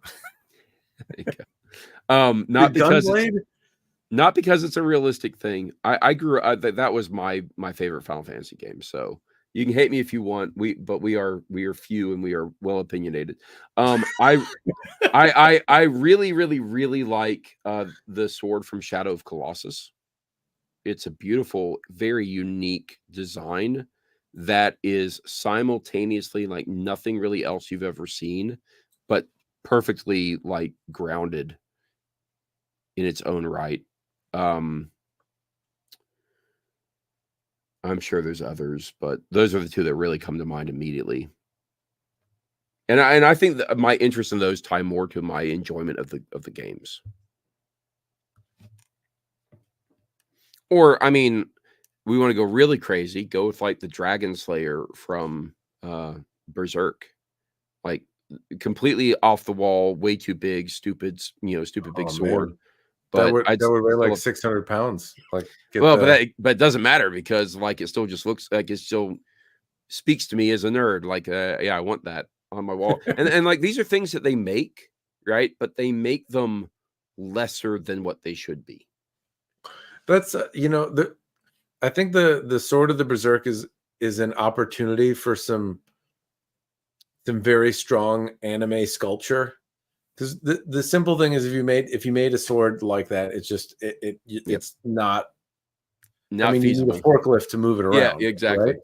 So, and I'm trying to think of like, where would I want that? And I was like, my front lawn, obviously. But then like I moved on to like, obviously where though, and I was like, wait, no, your front lawn. Front lawn. If in the you ground. made like you like stuck it in a piece of granite with a light and just had it. Yep. It would have to be an art piece, right? Yeah. Yeah, and like, you know, you can, as I said, you can buy them, but they're small, right? They're not the right size. And there are people who have made them both legitimately as well as like display versions that are really high quality, but they're all like custom made.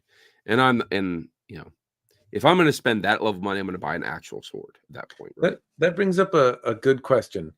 How much money is too much money on a sword? Like, where's your cutoff where it's just like, no, it's a sword. If it's a real sword, it's your cutoff. It can also mean whatever you want. Just where are you like, nah, no.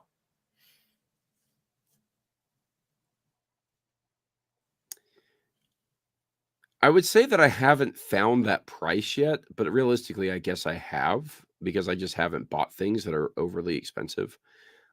I think if I were going to just buy one really good sword, price wouldn't be an option. As a collector, price becomes a matter, because I can buy one really amazing sword, or I can buy 5 decently amazing swords. Like, I can buy 5 things that actually qualify as an actual sword. And I would probably go for the 5, because I would want the variety. So an example would be, I have bought multiple Albions. I've bought Valiant Arms and Lockwood and these things. And, you know, those go up into the thousands of dollars. Not, you know, they're not like 2,000, but they're over 1,000 in most cases. And I'd probably pay upwards of 2,000 for a really good sword if it's exactly what I wanted. But at that point, if I'm looking at $2,000, I mean, that's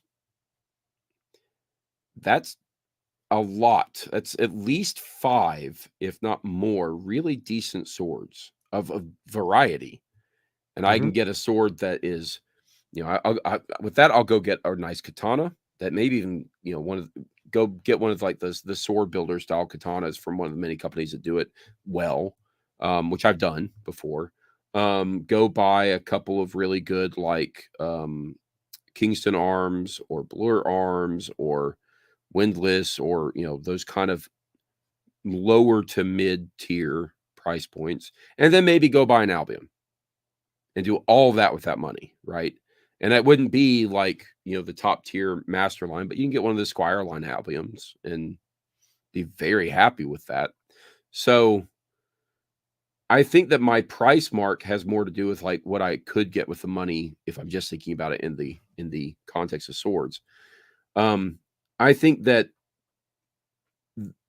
there's a reasonable part of me that says that I would never probably spend multiple thousands of dollars on one, because at that point, I can do adult things in the modern world with that, like, I don't know, send my kids to college. Yeah, like there are things that I could do with that money that might be a little bit better. But if the right thing came along and like I knew I could afford it, and then I probably would, but I would never put myself in financial trouble or in debt. And so that would be my price point, I think, really. And I say that because there are people who totally would. And I have known people who have told me that they have put themselves into debt to buy a specific sword. And I was like, you shouldn't have done that, right? Like, it's not worth that much. Yeah. No, I find that kind of surprising. Well, I guess I don't know about too surprising, but swords, I don't. People come into interest in them for a lot of different reasons, but like spears were more prolific on the battlefield. Axes can be more effective. Like there's kind of a reason the sword has this allure to it, and it's, I don't know, it's a mixture of history and symbolism and you know, all sorts of things. But yeah, I don't know. Like, I get the feeling that somebody interested in swords would value the honor side of things of it potentially. Mm. I don't, but people are into them for all sorts of reasons. I suppose I find that when I go to like collections and antique markets and the Nihonto shows, there's people that just come to them for very different reasons or appreciate them in different ways, and that's not Yeah. necessarily bad. I hear what you mean though about the price side of things. Before I lose my train of thought, if I broke the question down to um, an amount of money that you're confident, like you buy a Peter Johnson sword, right? And you're relatively confident because it's it's him. He's his kind of broached beyond the realm of the average sword person in terms of Mhm. popularity. People appreciate him as an artist as well. So you're confident whatever you spend on this thing, you're going to be able to at least get out of it. It's a mixture of an investment, but at the same time, you're confident that you can walk away unscathed from the transaction, right? And then there's the sword that you're going to like use for cutting. Is there an amount of money that you would feel comfortable having in a sword if you were able to liquidate it versus what you would use for training, learning, that kind of stuff? Yeah, I think training and learning and like just general use and kind of go to town with it. I don't think I'd ever be willing to really break more than probably like the upper end of the middle price range. So like 800 to $1,000 at most. Because once it goes past that, I'm going to start viewing it as something that I want to retain value. So I view swords the same way I view vehicles, is how I would put this. I would never go buy a Ferrari because buying a Ferrari and using said Ferrari devalues said Ferrari. It will still retain some value, but it'll be devalued the moment you drive it off the lot. So I don't go out of my way to buy the most expensive vehicle because I view it as a tool. And if I view a sword that I'm buying as a tool, I'm not going to go spend an absurd amount of money on it. So I think that my price mark difference is somewhere around that $1,000 mark, because once it goes above that, it's like I do want to retain the value. I don't necessarily want to abuse it. Now, if it's the right sword that I was like, I want that, and that will be my go-to sword forever and ever and ever, I'd spend more than $1,000 and use it. But if it's got something to it beyond just I only view it as purely functional, yeah, I don't know. I don't want to go take my gallo glass out to cut with. I'll take my ring geck. And the price point of the ring geck is below $1,000. The gallo glass is not, right? So I think that's kind of how I view it, generally speaking. But I'm also a collector, and part of being a collector is trying to curate the things, not just utilize them. And so I very much have swords that I buy to be beaters and to use and have no other purpose in my mind. They'll never hang on a wall. They'll sit in a sword rack until I decide to go take it and cut something with it. And I'm generally caring less about what they look like. The aesthetic value of them is lesser to me, and I don't care about the scrapes and dents and all the rest. So, yeah, I don't know. I guess I've never given it a lot of thought because, quite frankly, I've certainly spent an absurd amount of money on swords. Right, like at some point, I might just be making excuses for my really bad habit, my really bad spending habits. But Okay. yeah, No, that I ask because there's I look at them and I have both, right? I have things that I get that I'll buy for making YouTube videos. There's things, I don't have to do that as often as I used to. I get a fair amount of review samples. So, but still, if I see a good deal on something where I'm like, ooh, I could buy this and I'm pretty confident I'll, at least not lose money and be able to sell it pretty quick, I'll buy things still to do a review on. But my realm there is usually small, like for example, if a sword from Peter came up for sale, And it's like I'm pretty sure it's gonna sell again for $250,000. I don't think I'd be comfortable putting up that amount of money and risking it. Yeah, yeah. Sure, even if the market really said you're not going to have a problem, there's a level where I'm not comfortable. I But will for note that training, yeah, yeah, I for don't think training, it's different for swords me. have a resale value though, really either, right? There's not a in my opinion, you very rarely find a sword that's going to sell for more than you've put into it. There's a few examples, but it's not the rule. Uh, yeah, equating for inflation especially. Or You let know, me put it this way. We are early enough in the age of the internet having brought us all universally together to buy these things that we have not had very famous smiths start dying and having them no longer be able to make said swords, and then suddenly the quantity is locked, and then the value goes up, as an example. And so, a production line sword never going to have a resale value. I have windless swords, for example, that are not being made anymore. I don't think they would ever sell for any more than what I paid for them at best. I think that if you have a smith who custom makes you a sword and it's one of a kind, certainly there might be value there. And especially if said smith eventually dies, right? Like, hey, there's a reason the Ulfbert swords were really popular, and or the oh, I'm blanking on the Japanese sword maker. But Masamune. yeah, there you go. So like, um, at some point those things have a value associated, just like a Stradivarius violin does, right? It's not necessarily that they sound any better, but they're just more rare. But I don't think that I'm going to live long enough to have any of my swords ever reach that mark. So I don't know. That's an interesting thought. I don't.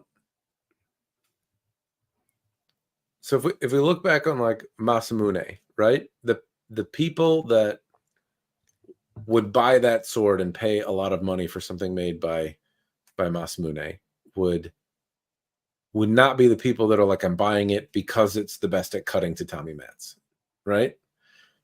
That it'd be somebody who is a collector, a historian that would probably appreciate it as an artwork, but not, or a piece of history, but not as a tool anymore. Like that would be done for it. But the like smiths of today that are of note, if I think of Howard Clark, he's made a lot of katana in the United States. Kratos here mentioned that this is a bucket list sword for him, a Howard Clark L6 katana. So in the event that Howard Clark, knock on wood, hoping he doesn't, he's a nice guy, I've talked to him, but hoping he lives many years, but if he were to pass away, would his swords be worth more money? It's possible, because he's a very prolific and appreciated smith. It's possible that would be something that would gain in value. But the people that largely buy his swords today, at least the people that I know primarily, are practitioners. I'm sure there's collectors and stuff too, but he makes something that is renowned to be a very durable tool. And so people that need a really durable tool because they're invested in a hobby that requires it are, the big patrons here. But steel is one of these things that keeps evolving. And so the people of tomorrow are going to be looking for something really durable to cut with, and there might be a new technology which surpasses what Howard can do today. And I don't know if that would rob the market, or would that would be a speculator's market type question, yeah. right? And I think that's why I said, like, I don't think there will ever be a time where swords ever like gain really value in the form of an investment. So I've never viewed any purchase of a sword I've ever made as an investment. It is deeply personal to me. The sword I buy is for a reason. I like it for a reason.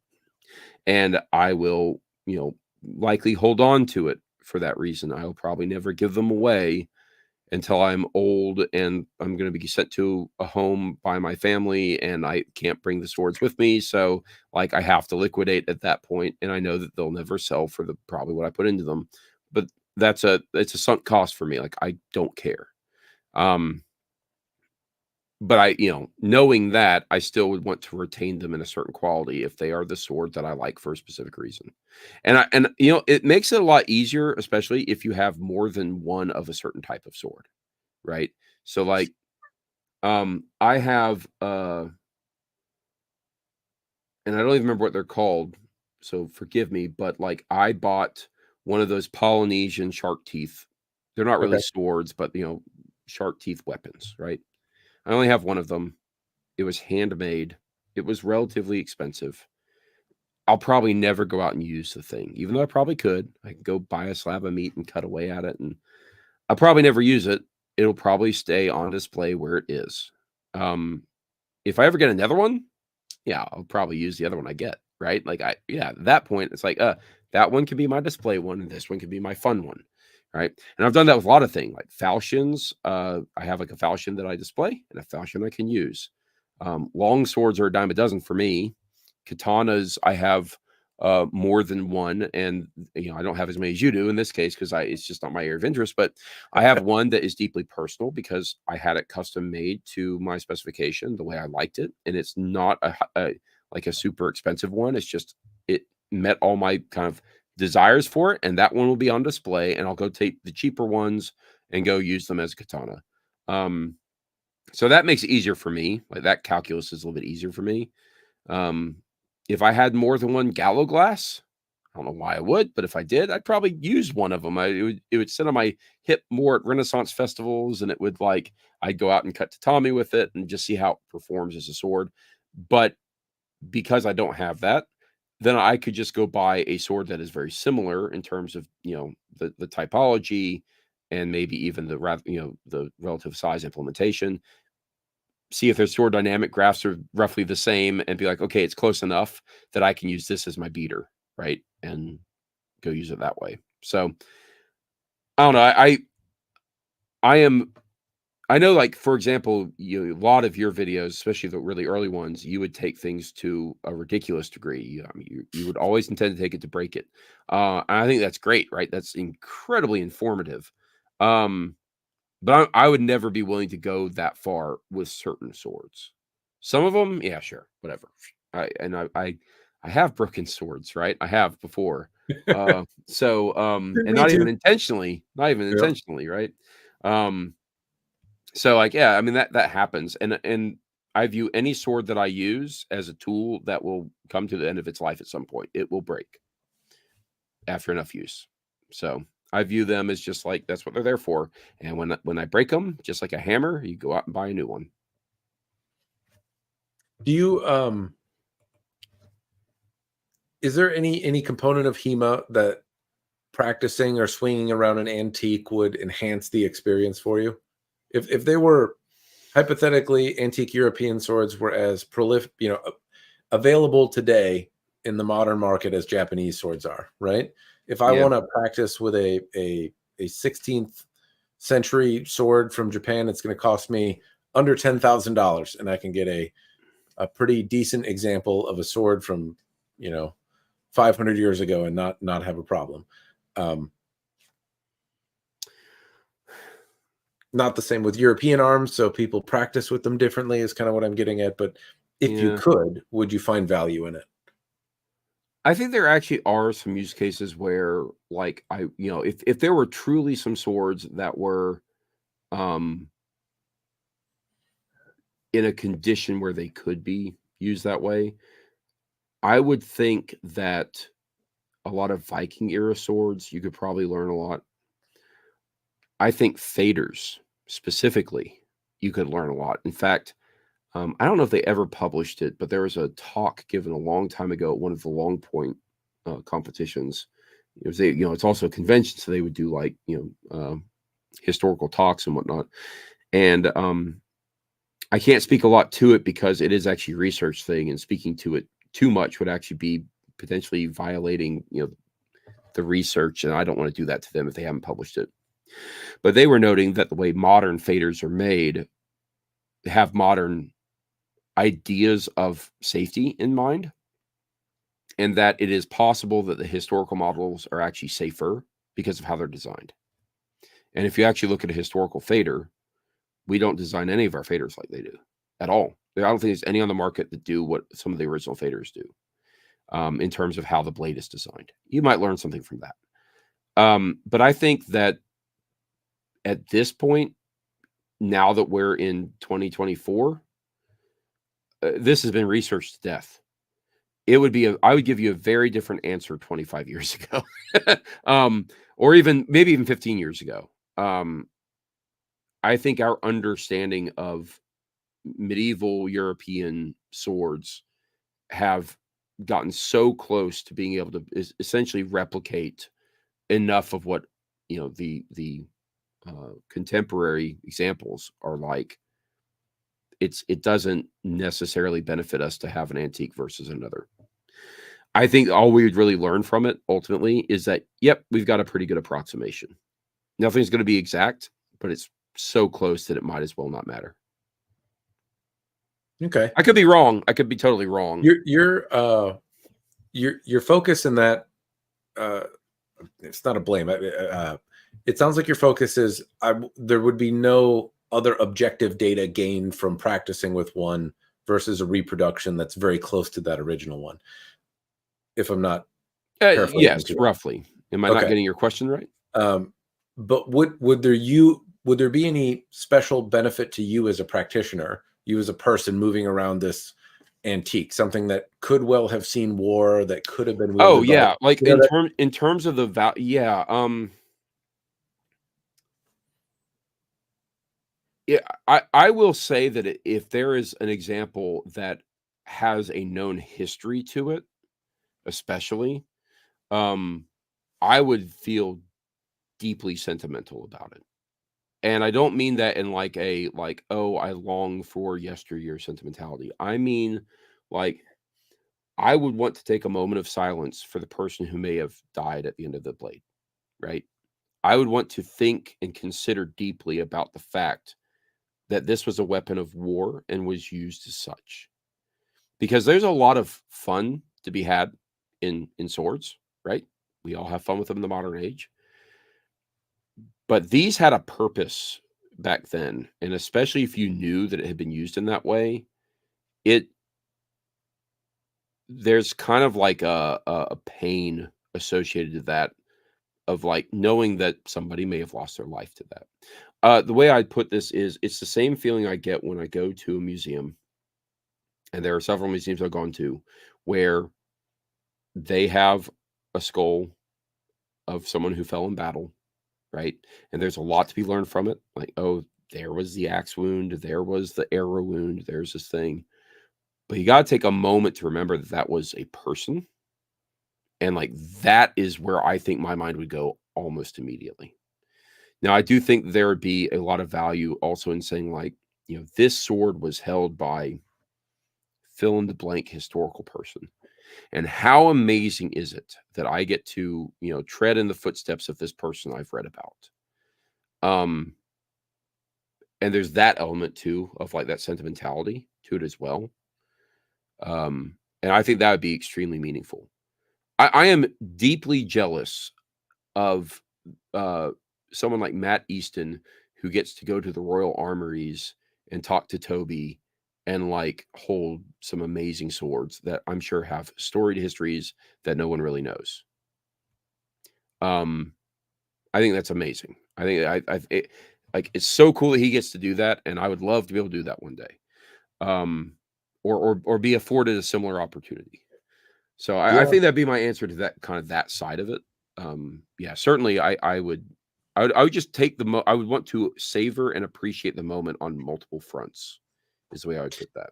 Yeah, I ask because there's this like nuance of, when I think of HEMA training, right? You might cut things with it, but a lot of people use a fetter. They clang things together. You might use drill. You might do various drills with a sharp sword. You might do it in a gauntlet that's going to kind of chew up whatever you're holding on to, just by nature of the assembly there. So things get roughed up pretty quickly. But in Japanese style swordsmanship, a large component of it is iaido, and you can work iaido from a meditative standpoint. Just go through motions slow, try to improve. You might just have it down to muscle memory and be able to turn your brain off for a minute. Or You could be working on improving your speed, imagining a target, and being more deliberate with your motions and an intent to cut.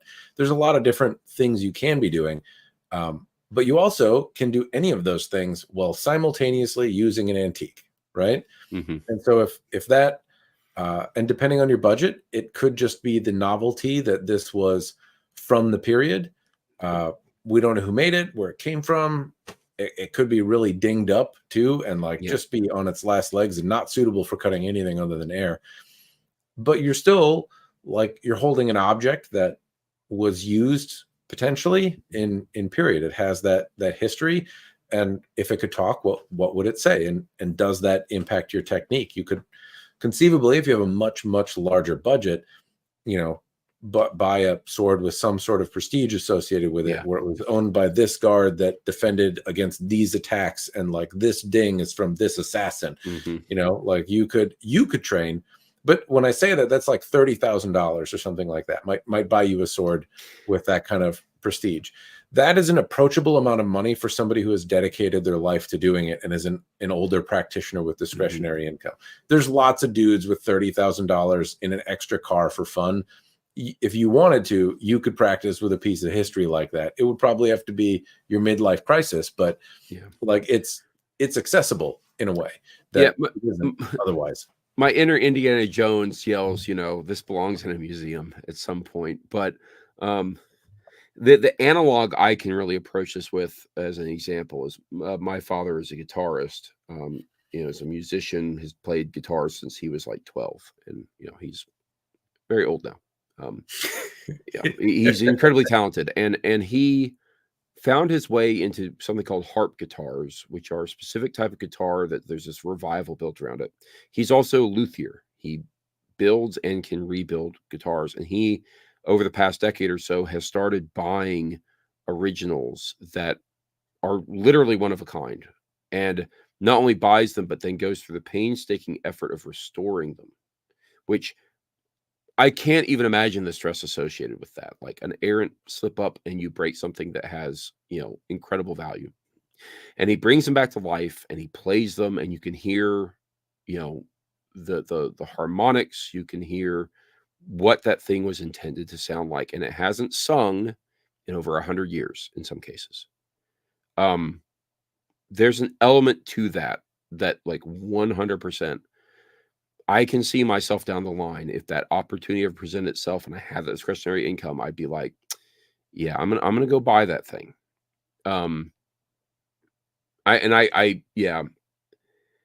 It's just really hard with the swords that I have a deep interest in, because there's so few of them, I think, really ultimately.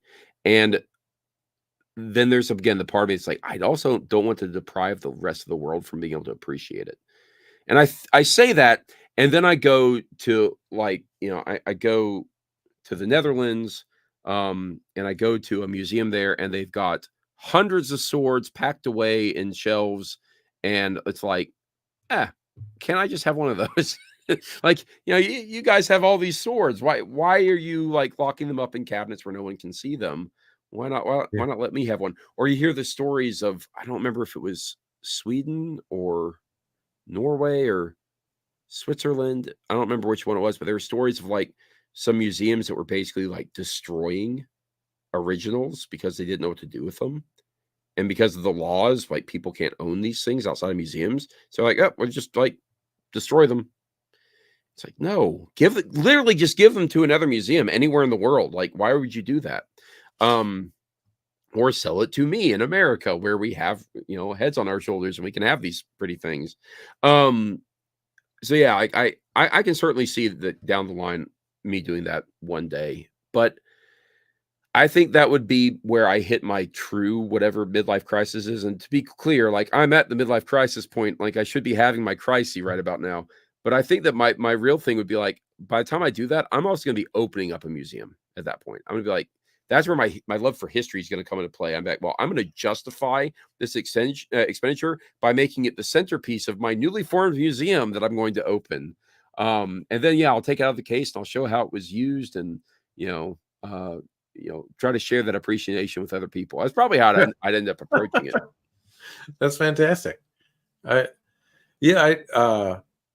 I also think the training differences can be a bit of a factor when it comes to it, because like I'm still working through the process of this myself. Bear in mind, I recently bought a relatively expensive Japanese made Shinsakuto, like a genuine made in Japan fancy pantsy thing. Now I didn't buy it new, but I did buy it, and new it was like $13,000, but I got a good deal on it and didn't pay, but I still paid a lot of money for a sword that functionally I want to train with. That's like, actually, this one was special because it is made by people whose work I like, and also it is well, it's a longer blade. It's like over 30 inches long, and as a tall guy, when I train, that's a sword I like to train with in terms of size. So it's a big girl, but I really like moving it. At the same time, I'm like, I just spent thousands of dollars to get a training tool, but you don't hit anything with it necessarily. You draw and sheath it, and getting something that's really nicely made or refined. And I also have swords that I train with that are old, like they're old antique blades, and also worth significant amounts of money, but it doesn't bother me to train with them because I don't know, they're not, I'm not training with anything that a museum is going to beat down my door to get. It's a reasonable thing for a private collection, but there's something, I don't know, it's just a little different. One, when you're training with an actual sharp sword, and two, when you're training with an old sword. And I'm constantly on the lookout for like this. This is not a person's interpretation of an old sword. This is a unmolested tachi from an early period in Japan. It's the original length. I have it in a workable mount that is not dissimilar. Like, how do the techniques feel with something, very legitimate in your hand? And so there's, I don't know, there's a lot of different ways to appreciate the training, but I've struggled with what the budget should be, because I've spent a lot of money on training tools. People have spent a lot of money on similar things, and I think at the end of the day, as long as there's a purpose behind it, then you can say the money is well spent, right? There you go.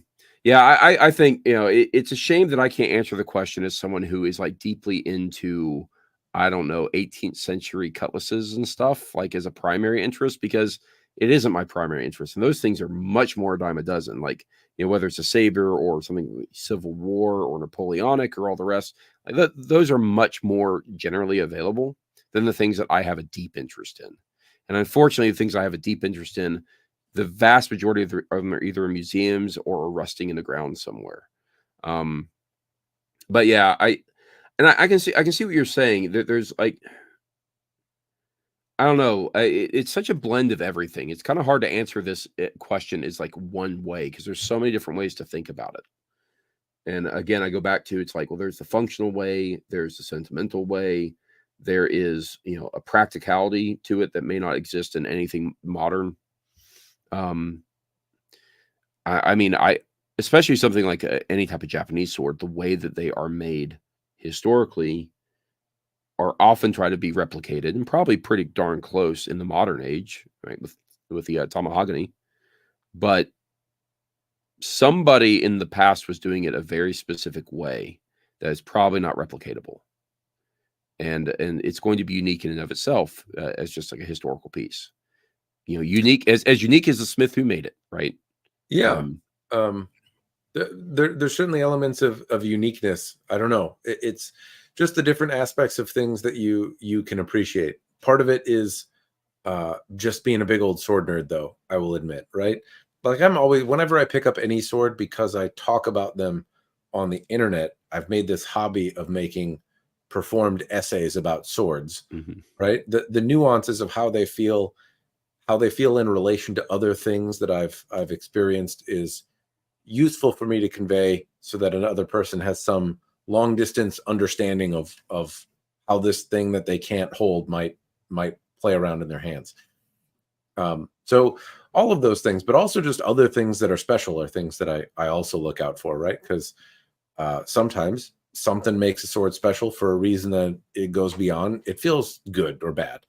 And And yeah, that's one of those things that I think is an appreciable factor of training or using or collecting or whatever it happens to be. Antique pieces if they're Yeah. accessible. Though that is much harder.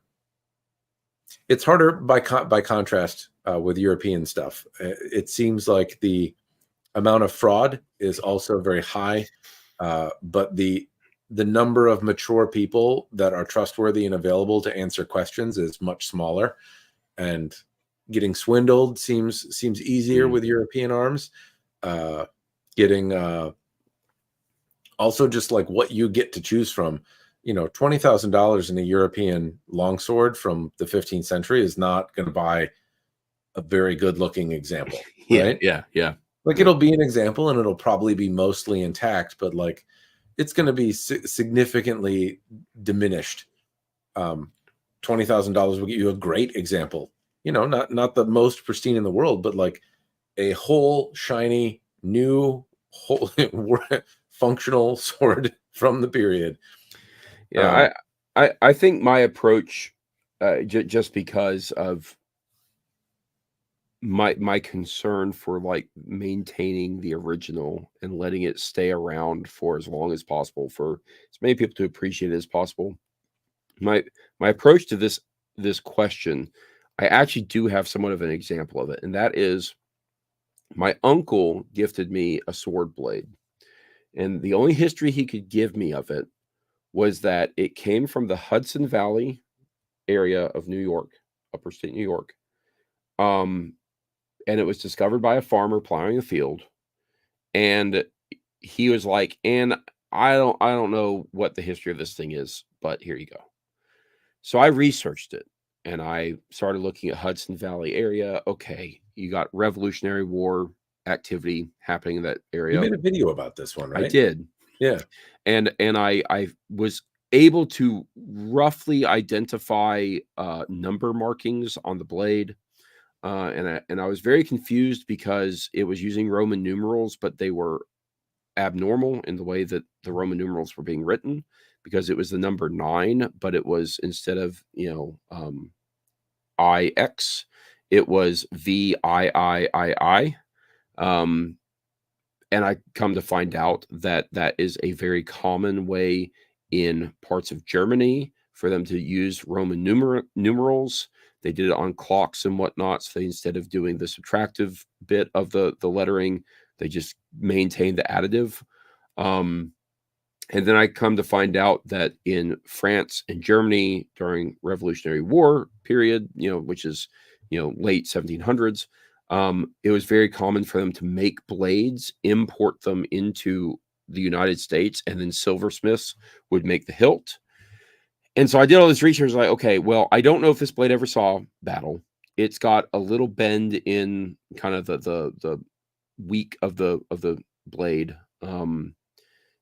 But that could just be time.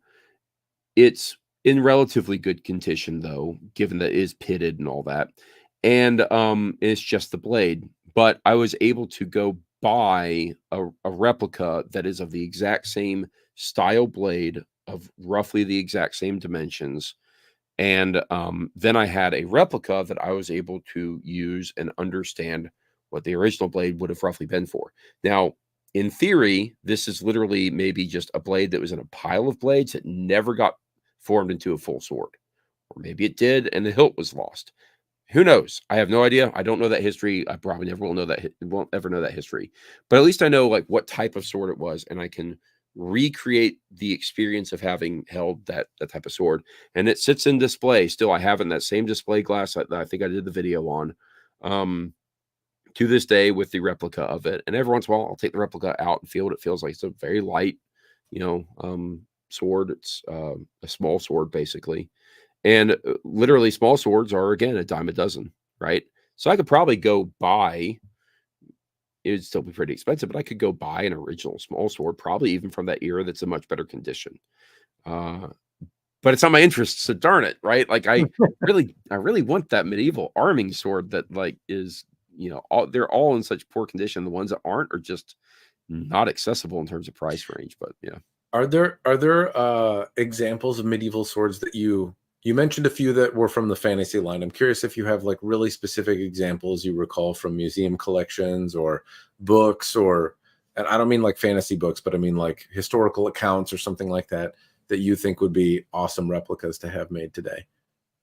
You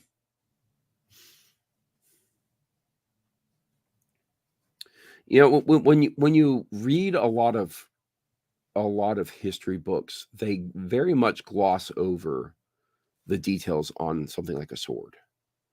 Like battles will speak towards like, oh, they're using longbows. We all have an idea what a longbow looks like. Oh, they're using this sword. I don't know. Was it an arming sword? Was it a great sword? They don't even say sometimes, right? You assume it's a certain type of thing. So I don't know. That's a really good question. I'd have to think about it. I don't think I have a good answer. Well, I'll mention that I don't really have a great answer either, apart from because I focus so much on Japanese arms. I wish there was more variety in the shapes of Japanese style swords. There's a fair amount of variety that you don't see in the fullering, that adds visual accents to the blades and has kind of different effects on how they sound when you're training with them. There's different thicknesses and widths of blades, and they have a meaningful feeling, meaningful difference in the feeling of the sword as you move it around. There's also a fair bit of different styles that aren't represented in terms of like how they looked, and so I wish that the variety and size and theme came around in the industry a little bit more. At the same time, I've recently been exposed to more European swords, and there was one that came to mind in particular from Perna Dernal, who incidentally recently passed away, but he had somebody had made a sword, or he had made a sword for somebody, and one of the inspirations was this European sword with this really funky looking pommel that had like a wheel and then like a half crescent on top of it, and there was like some sculpturing and detail in it, and it was anyway, it was really interesting. I noted what it was in the video about the like Type 18C that Perna had made, and I noted the reference and showed a photo of it.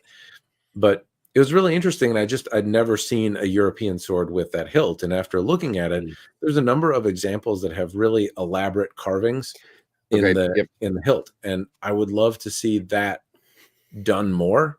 There was a really cool experience that kind of is like this, where I think there was a traveling exhibit of like the Habsburg collection, right? So these just really ornate, fanciful everything and all this art. And I think to answer your question, at least in part, is it'd be really cool to look at certain pieces of art, like medieval contemporary art, and not just like the fanciful bits of art, but like where they did a portrait of someone with a sword. Like, okay, that was a real sword, right? And we don't know where that sword is. But at this one Habsburg exhibit, there's actually this painting of this guy with a sword. And it was like, oh, that's a really nice painting. You know, you appreciate it for the painting. And you turn the corner and there was the sword. And it was like, okay, because this is the Habsburg collection, here is so-and-so Mr. Habsburg with his sword. And then that collection stayed within the family and is literally right there in front of me. Right. And they had a bunch of other swords, like they had coral hilt swords, all this stuff. But it's like, wow, I had a moment where I saw the thing that I just viewed this as a portrait of history from a long time ago, and I turn around and there's the original. And I think if you go back and look at medieval art, especially ones that are that are looking to depict someone as a portrait, again, not just like, you know, not just telling the story of an event, but this is the actual person with the thing, right? I think it'd be really cool to see swords that are modeled or made after those, because those tend to be really ornate, right? People who are getting portraits made are usually pretty darn wealthy, and they probably had enough money to pay someone a lot of extra money to really customize the blade that they were going to wear on their hip as a ceremonial thing half the time, right? So I think that's what I ended up pointing to is like as like the historical contemporary thing that you can point to as an example of like there is this thing and then there is no existent version of it. It'd be really cool to have that. Yeah. That's a particularly interesting example. I get the feeling, I wish I had taken better photos of them. There were these small swords or rapiers. I don't know which, but they were at the Minneapolis Institute of Arts, and there was an exhibit showing a few different examples of really ornate work in the hilt of these rapiers or something like that. They didn't seem like as long as full rapiers, but they were bigger than small swords. So, and if I had been smart enough to take a photo, then I could bring it up. I digress. Yeah, When those again are made very often, at least in the United States. If they were made here, they're made by silversmiths. So you're thinking of people who are used to making jewelry or ornate drinkware or plateware or something. Like ornateness is kind of innate in the work they do. And so if they were making those hilts, they were putting a lot more effort into that beyond just being functional. Yeah. But they were ornate in a way that was reminiscent of like really well engraved, very fine artisans. I see it a lot in Japanese metalwork because that's how the furniture is made. And it's a form of art where the engraving and like laminating metals and stuff is common in the work. And I don't see that like there are certainly examples in museums of European works, long swords, all the way through the Renaissance period that have these really, really ornate, intricate designs to them. But those are not replicated often. And when they are, they're done a little finger paintily, you know, like if I look at the what is it? The Henry the Fifth or I can't remember. There's an elaborate one that like Arms and Armor makes, and it's full of gold, but I don't know. It reminds me of finger painting. And frankly, some of the originals do as well, but I don't know if there was a way to better capture the spirit. It'd be cool to see replicas of those. I have a great answer to this. And I can't say too much because it is. So tomorrow I have a video coming out. It's a review. And I've got 3 windless reviews lined up because they asked me, they sent me review product and I'm taking care of that. I will do non-windless things in the not too distant future. The third item that I have from windless is exactly what you're talking about, I think, where there is a clear example of the original. To me, it has a deep, deep meaning, and they have replicated it, but they have not replicated it in its entirety. And I will have a lot to say about that. Is all I can say. So in about a week and a half, or whenever this third video gets published, think back on this conversation, because I will speak heavily to the fact that not only is the failure to be accurate in the replication of a very ornate thing a failure to replicate it entirely, but it actually pulls the thing to its detriment away from the value, not of the sword, but what of the sword means. And that's about as much as I can say, because I will leave it for the review, and I have not filmed the review itself yet, so I don't want to like expend my energies of thought here. Sure. But this is like, I think it's exactly what you're talking about, which is there is a level of craftsmanship that in order to replicate that thing, it would be so expensive, prohibitively expensive, that no one except for maybe custom smiths are doing it, right? Even those don't. So this is kind of the it's not that they don't. I shouldn't say that never happens, right? I'm sure it can, does, and there are specific examples I'm sure that could be drawn on. But in some other kinds of swordsmanship or sword types, different people have different specialties. So somebody makes the hilt, back in the way back when the blades came from Germany, somebody over here would put a handle on it, and that person was used to making jewelry, so the handle came out a little bit more bedazzled. And it's just can't fault them. Typically today, a custom swordsmith is making all of the hilt components. They're doing everything. There's not somebody else to make the handle, somebody else to make the pommel. But historically, those might have been sent off to be engraved or worked on by a different artisan, and it just doesn't happen so much now. It'd be cool if it did, though, I guess is the point, because I've seen some of the I don't know if engraving is the right term, but I've seen really intricate and elaborate and precise metalwork out of Europe, and it's beautiful, and I don't see, like, it's so seldom to see those techniques like in artwork. They were really rare, but still held up as well as anyone else did it. And they just don't get reproduced. And if they do, I think to what you're pointing to is that with swords, if you shoot for the moon and miss, you don't land among the stars. You land in the muck, and people are pissed. So aim for what you can hit. Yeah. Yeah. There's a lot of, I think that this is one of my biggest praises of swords and katanas and things coming out of Japan is that everything surrounding that has a deep sense of purpose and sentimentality and historical significance and cultural significance and personal significance. Everything in the craft, all the way down to exactly how the furniture is exactly implemented. Western culture, broadly speaking, throughout our history, has zero sentimentality. There's artistic nature, and people see artistic value in things, but we don't, like, when we think about a sword, we don't think about it as it being anything other than an implement.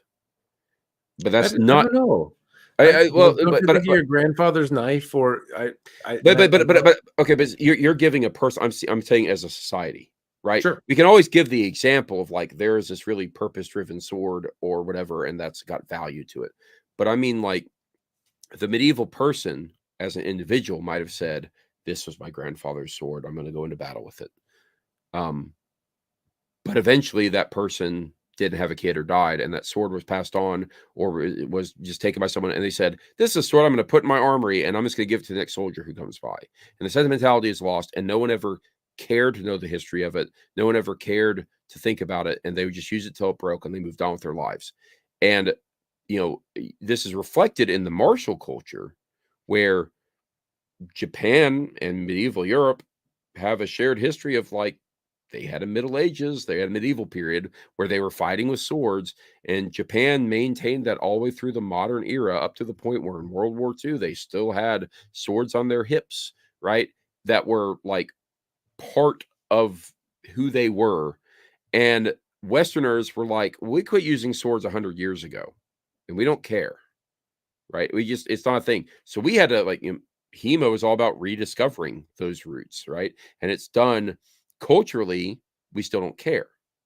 In Japan, it still matters so much that they have laws around how the swords are made and who they're sold to and all this stuff, right? So I think that the recreation and the concern about, like, the artistic vision of it, we have specific examples we care about, but the sentimentality for it as a broad cultural thing just isn't there in the same way.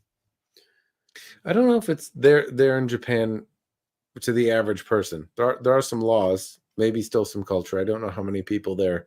Well, and that's changing. There's Japan is currently undergoing a very modernized shift, right? But if you just rewind the clock a couple of decades, this stuff mattered a lot still. There is certainly, like, there in recent memory, Japan underwent two rather significant cultural shifts, as I understand, and I'm not an expert, but as I understand it, as I've learned through other means. World War II was one of those, because it catapulted them from being what was ostensibly still a nation that was fighting things the old way into being very modern. World War II did to Japan what World War I did to Europe, right? People had the idea of Napoleonic Wars. We go off, we have the grand battles, and then suddenly they were in trenches, and it was awful, right? Everything was awful. Japan had that experience in World War II. That was a big cultural shift for them. In the modern age, they are now undergoing a new cultural shift as there is more adoption of, quite frankly, I think, Western ideals in part of how they view things. We have, as a world, we've become all closer together thanks to the internet, and I think that a lot of the younger generation in Japan views things very differently than even their parents did. Maybe it will ultimately kill the sentimentality they have of this stuff. I sincerely hope for their sake not, because I think they have an incredibly amazing culture and it's incredibly interesting. And I would hate to think that it just gets completely destroyed by complete Western values.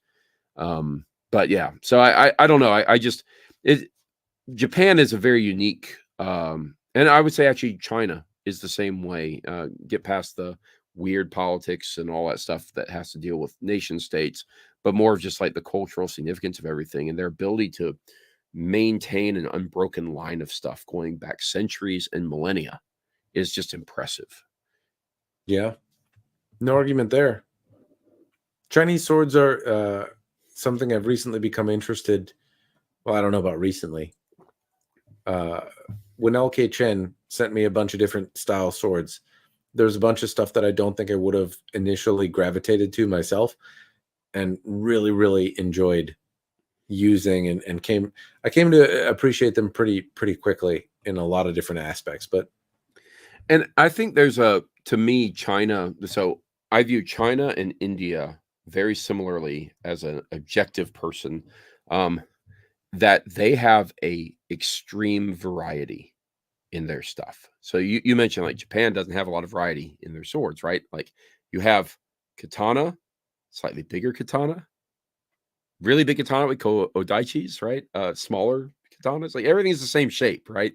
And yeah, that's not entirely true. They have other things. I get it. They have, other martial weapons, but you go to China and they've got like how many different crazy styles of swords? They got hook swords, they got standard swords, straight, single edge, double edge. Like they've almost got as much variety as India does, and India has gone crazy. They have the most variety. They have such ridiculous things, and there's actually a practical use behind a lot of them. I find that absolutely fascinating. So I don't know. To me, like I get really interested in China because it's like, how in the world did they learn how to make and use this thing? It's so outlandish. But then you can see someone who uses it. It's why Crouching Tiger, Hidden Dragon is still such a great movie, because you watch it and you're like, how did they ever, like, I know this is the movie version of it, but how did they ever decide they were going to use Chinese hook swords? Like, what in the world is this thing? But it's cool. It's really interesting. It's got a historical basis to it. And they've got and they've got a mixing of history and mythology there that goes wild, right? Like that still shows to this day in a lot of their cultural stuff.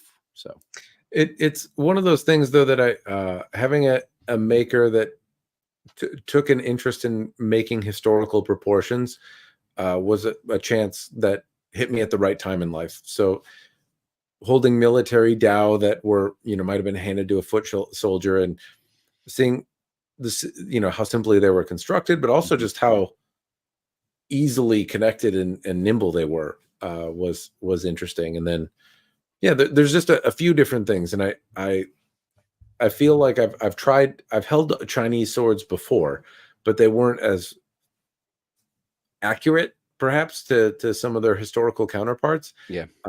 And just where I was in appreciating swords, and when they came to me, gave me a different interest than I had before in Chinese swords, and a different appreciation.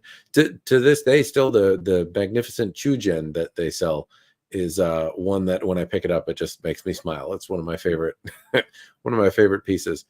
India is one, though, I haven't gotten to appreciate. I've had a few antiques go through my collection, but there's, you're right, just an enormous amount of variety, and not stuff that I've really gotten to appreciate. That whole, like the Turkic sabers, Mongol sabers, Polish works and stuff like that, as well as stuff from the Indian continent. I haven't really played much with.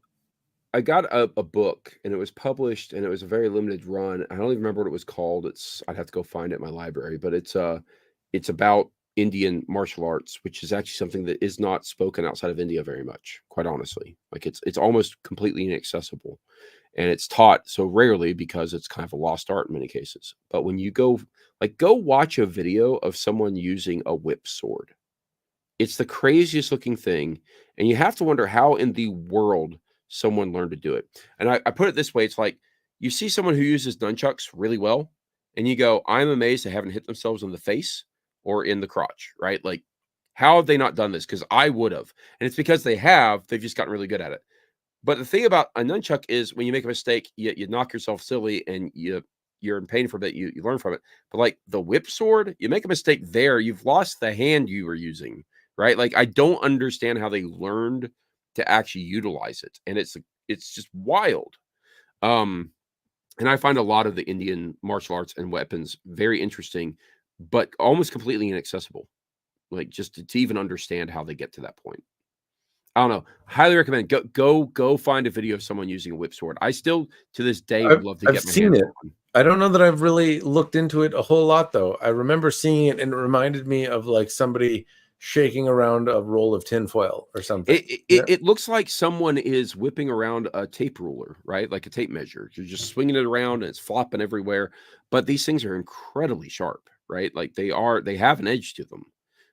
They are very thin pieces of metal, so thin that they roll up, and they unroll with momentum, and they are incredibly flimsy, but it doesn't make them any less dangerous, right? And so it's just I don't know. I find it absolutely fascinating. And I think maybe the reason I find it so fascinating is I find it so incredibly inaccessible that it has this mystique to it. Is it also because you have the mental picture where you're like, and that's how I lost my left foot? Like, Yeah. when I go play with this, I'm going to go and try and cut a water bottle, and the water bottle is going to cut me. I'm going to. It gives me the same feeling as the type of person who does like I don't know like complex stunts on horseback, right? The women who will like ride underneath the horse while it's galloping, and they'll flip around on top of it, and they'll ride backwards, and then they'll do a handstand. It's like I can't wrap my head around how they'd ever learn to do that without dying in the process. And I think that's why I'm so amazed by it, because I can understand how I can learn to use a sword in padding and all. Maybe that's what they do. Maybe they pad themselves up and swing this whip sword around. I don't know, but it just seems so inaccessible to me as someone who has like very little skill in that regard. I'm sure I would make a mistake. So, Yeah, anyway, yeah. that is fair. It's like, did your father ever play catch with you? No. Take this sword.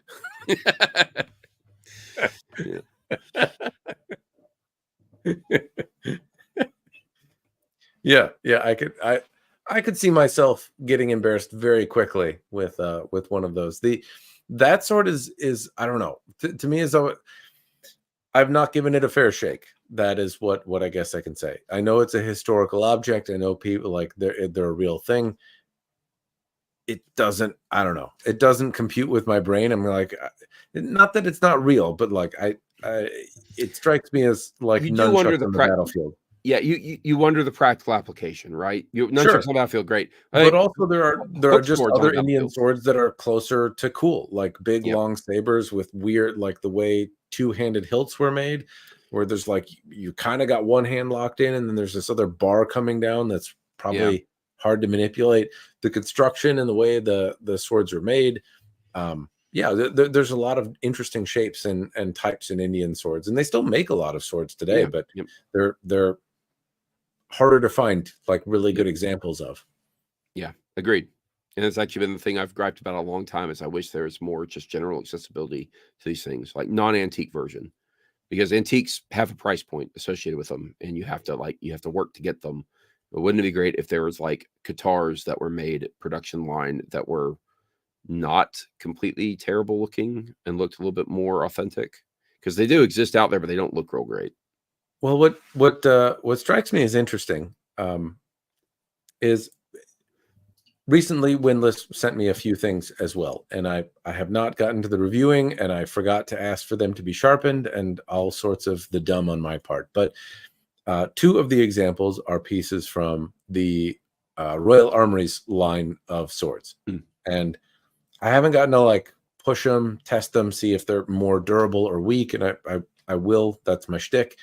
But initially, I picked one up, and I was like, "Huh." Like it felt great. It felt really. It's not a sword that I'm familiar with, but both of them impressed me in terms of picking them up. It reminded me of picking up an antique, where you pick it up and you're like, "Oh, that surprises me that it feels as deadly or as connected to my hand or like as nimble. It looks like it should be heavier and it's not." So these swords kind of surprised me.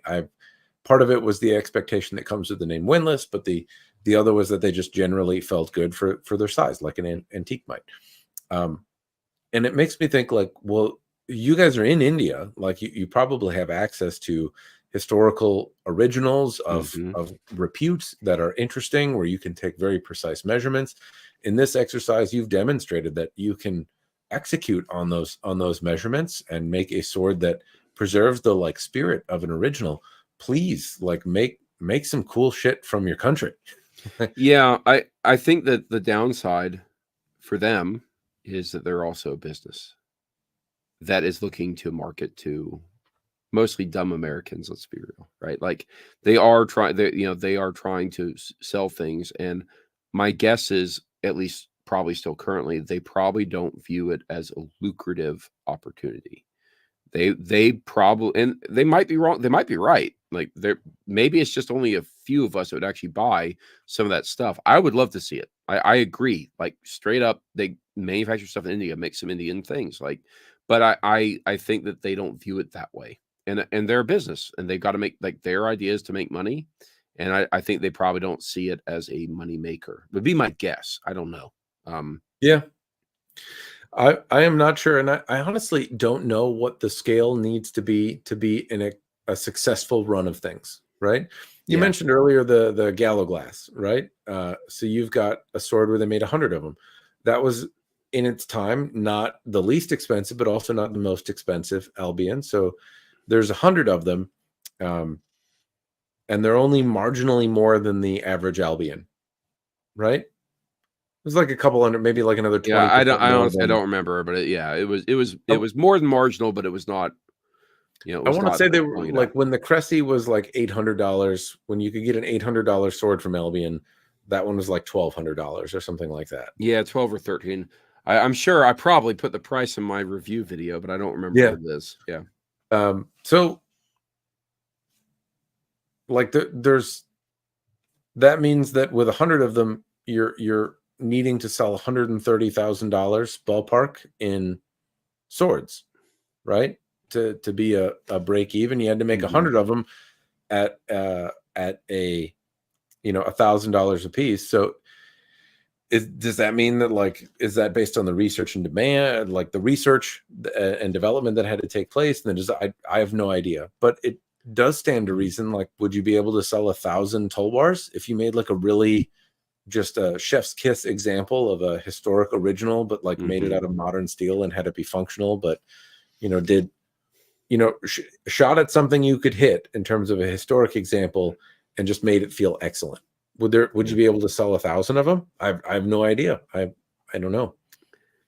I don't know either, and I don't come out with a business mind in that use case. So I would think that as long as the price point's at the right thing, it doesn't matter what size the batch is, right? The smaller the batch, the increase the price, and as long as people are willing to pay for it, as long as you can get the right balance, you're probably going to make money. But there's also an extreme possibility is not being considered here, which is maybe all the people involved in this, it's not their interest.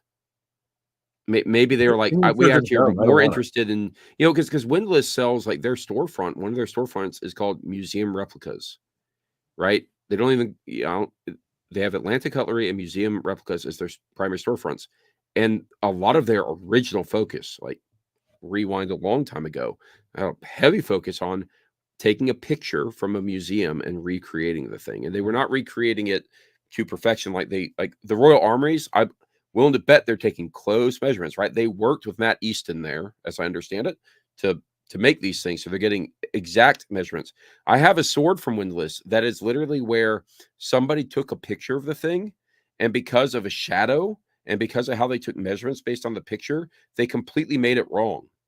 And they sold, I'm sure, hundreds and maybe thousands of these things, all wrong, not at all like the museum original. But they tried, and that was back then. Now they actually have more access. They're trying to make it more accurate. And it's possible that's just the interest range. They're like, we want to make museum originals of Western swords, of medieval European swords. Because you look at it, like Atlanta Cutlery as a storefront focuses on a broader range of things, but Museum Replicas is like Viking, European, some katanas. That's it. They don't do a lot outside of that, really. Who knows? I don't know the thinking there. I won't pretend to know the thinking, but I do agree. I wish they would bring part of the Indian culture into it and actually make some of those weapons and bring them over and make them more accessible. Yeah, I don't know. I don't exactly know what I would buy. right? But like I see some of the shapes and designs, that have been in various videos that Matt Easton has featured, as well as different examples from museums, and they're really fun. They're really solid swords, and I have had the pleasure of owning two antiques for quite a while, and they feel great. Like they are very interesting and fun swords to hold. And so I wish there was more of. I also wish there were more Compulon. That's another one. I like the antiques, and I don't like the replicas. And the replicas are also very, very rare. I'm sure there's a number of swords that are like that. But it's funny that the commentary that thus far has been, I want more swords all the way around. There's no category of swords that I want less of. I want all the same Japanese swords, but I want more shapes of them, and then more Indian swords and more Compulon. And I want more European swords with more elaborate handles.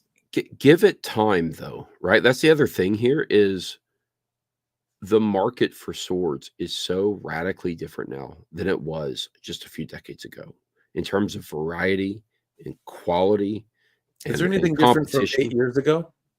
8 years ago? Yeah, so you took a break.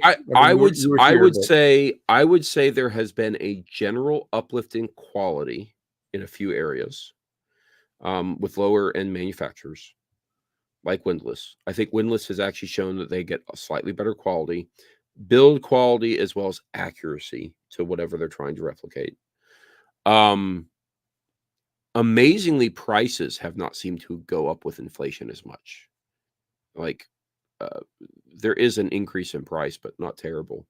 But there is variety, like more manufacturers, more people dipping their feet into the business side of this, providing it, right?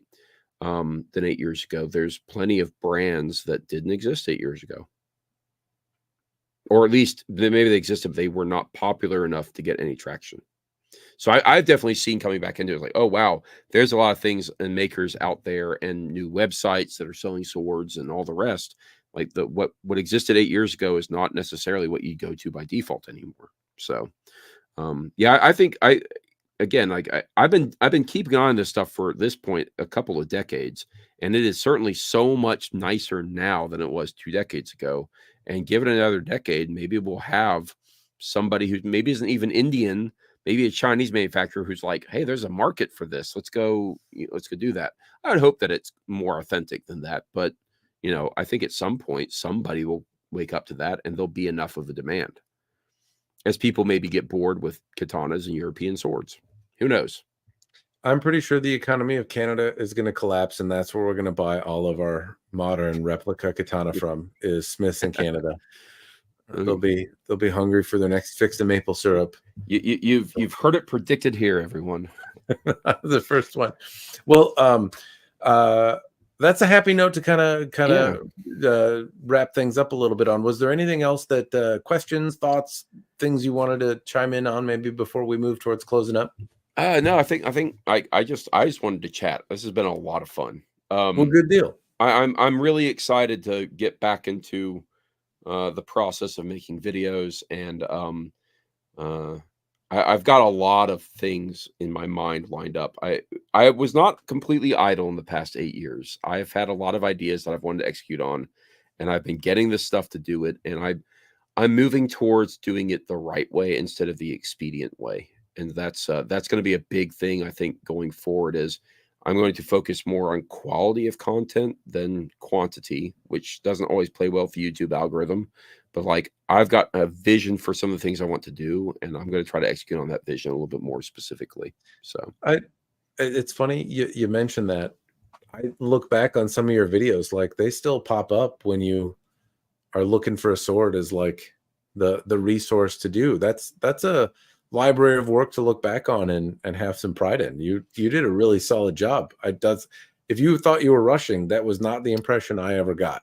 Well, let me put it this way. There's a lot of easy content to make. For example, a sword unboxing video where I sit down, I open up the box. Still going to make those. I got one in the pipeline already, but like, that's easy content. And I made a lot of easy content where I would just ramble for a while and post it online. I've got specific ideas of things I want to do that will take more time and effort to actually execute on, but I think that there's going to be value. I think when you look at my back catalog of videos, it is the reviews and the things that had a lot of intent behind them that have stood the test of time a lot better, in my opinion. Yeah. I am immensely proud. I'm immensely proud of what I have produced, and I never thought I would keep doing it. That's the thing. As I said at the start of this, it was a joke channel. It started off as a joke channel. Quite frankly, if you still to this day, one of my favorite videos I've ever made is nothing but a one big joke. And it's got probably some of the least number of views on it, and no one ever finds it, and that's totally okay. But like, I have spent some time doing joke things, and I've never taken myself too seriously, but I found the content that worked best were the big reviews. So I'm really excited to get back into the process. And talking to you has been great because, you know, for people who don't know, all the people watching this either live or in a little bit, uh, I totally pulled the rug out from under Matt.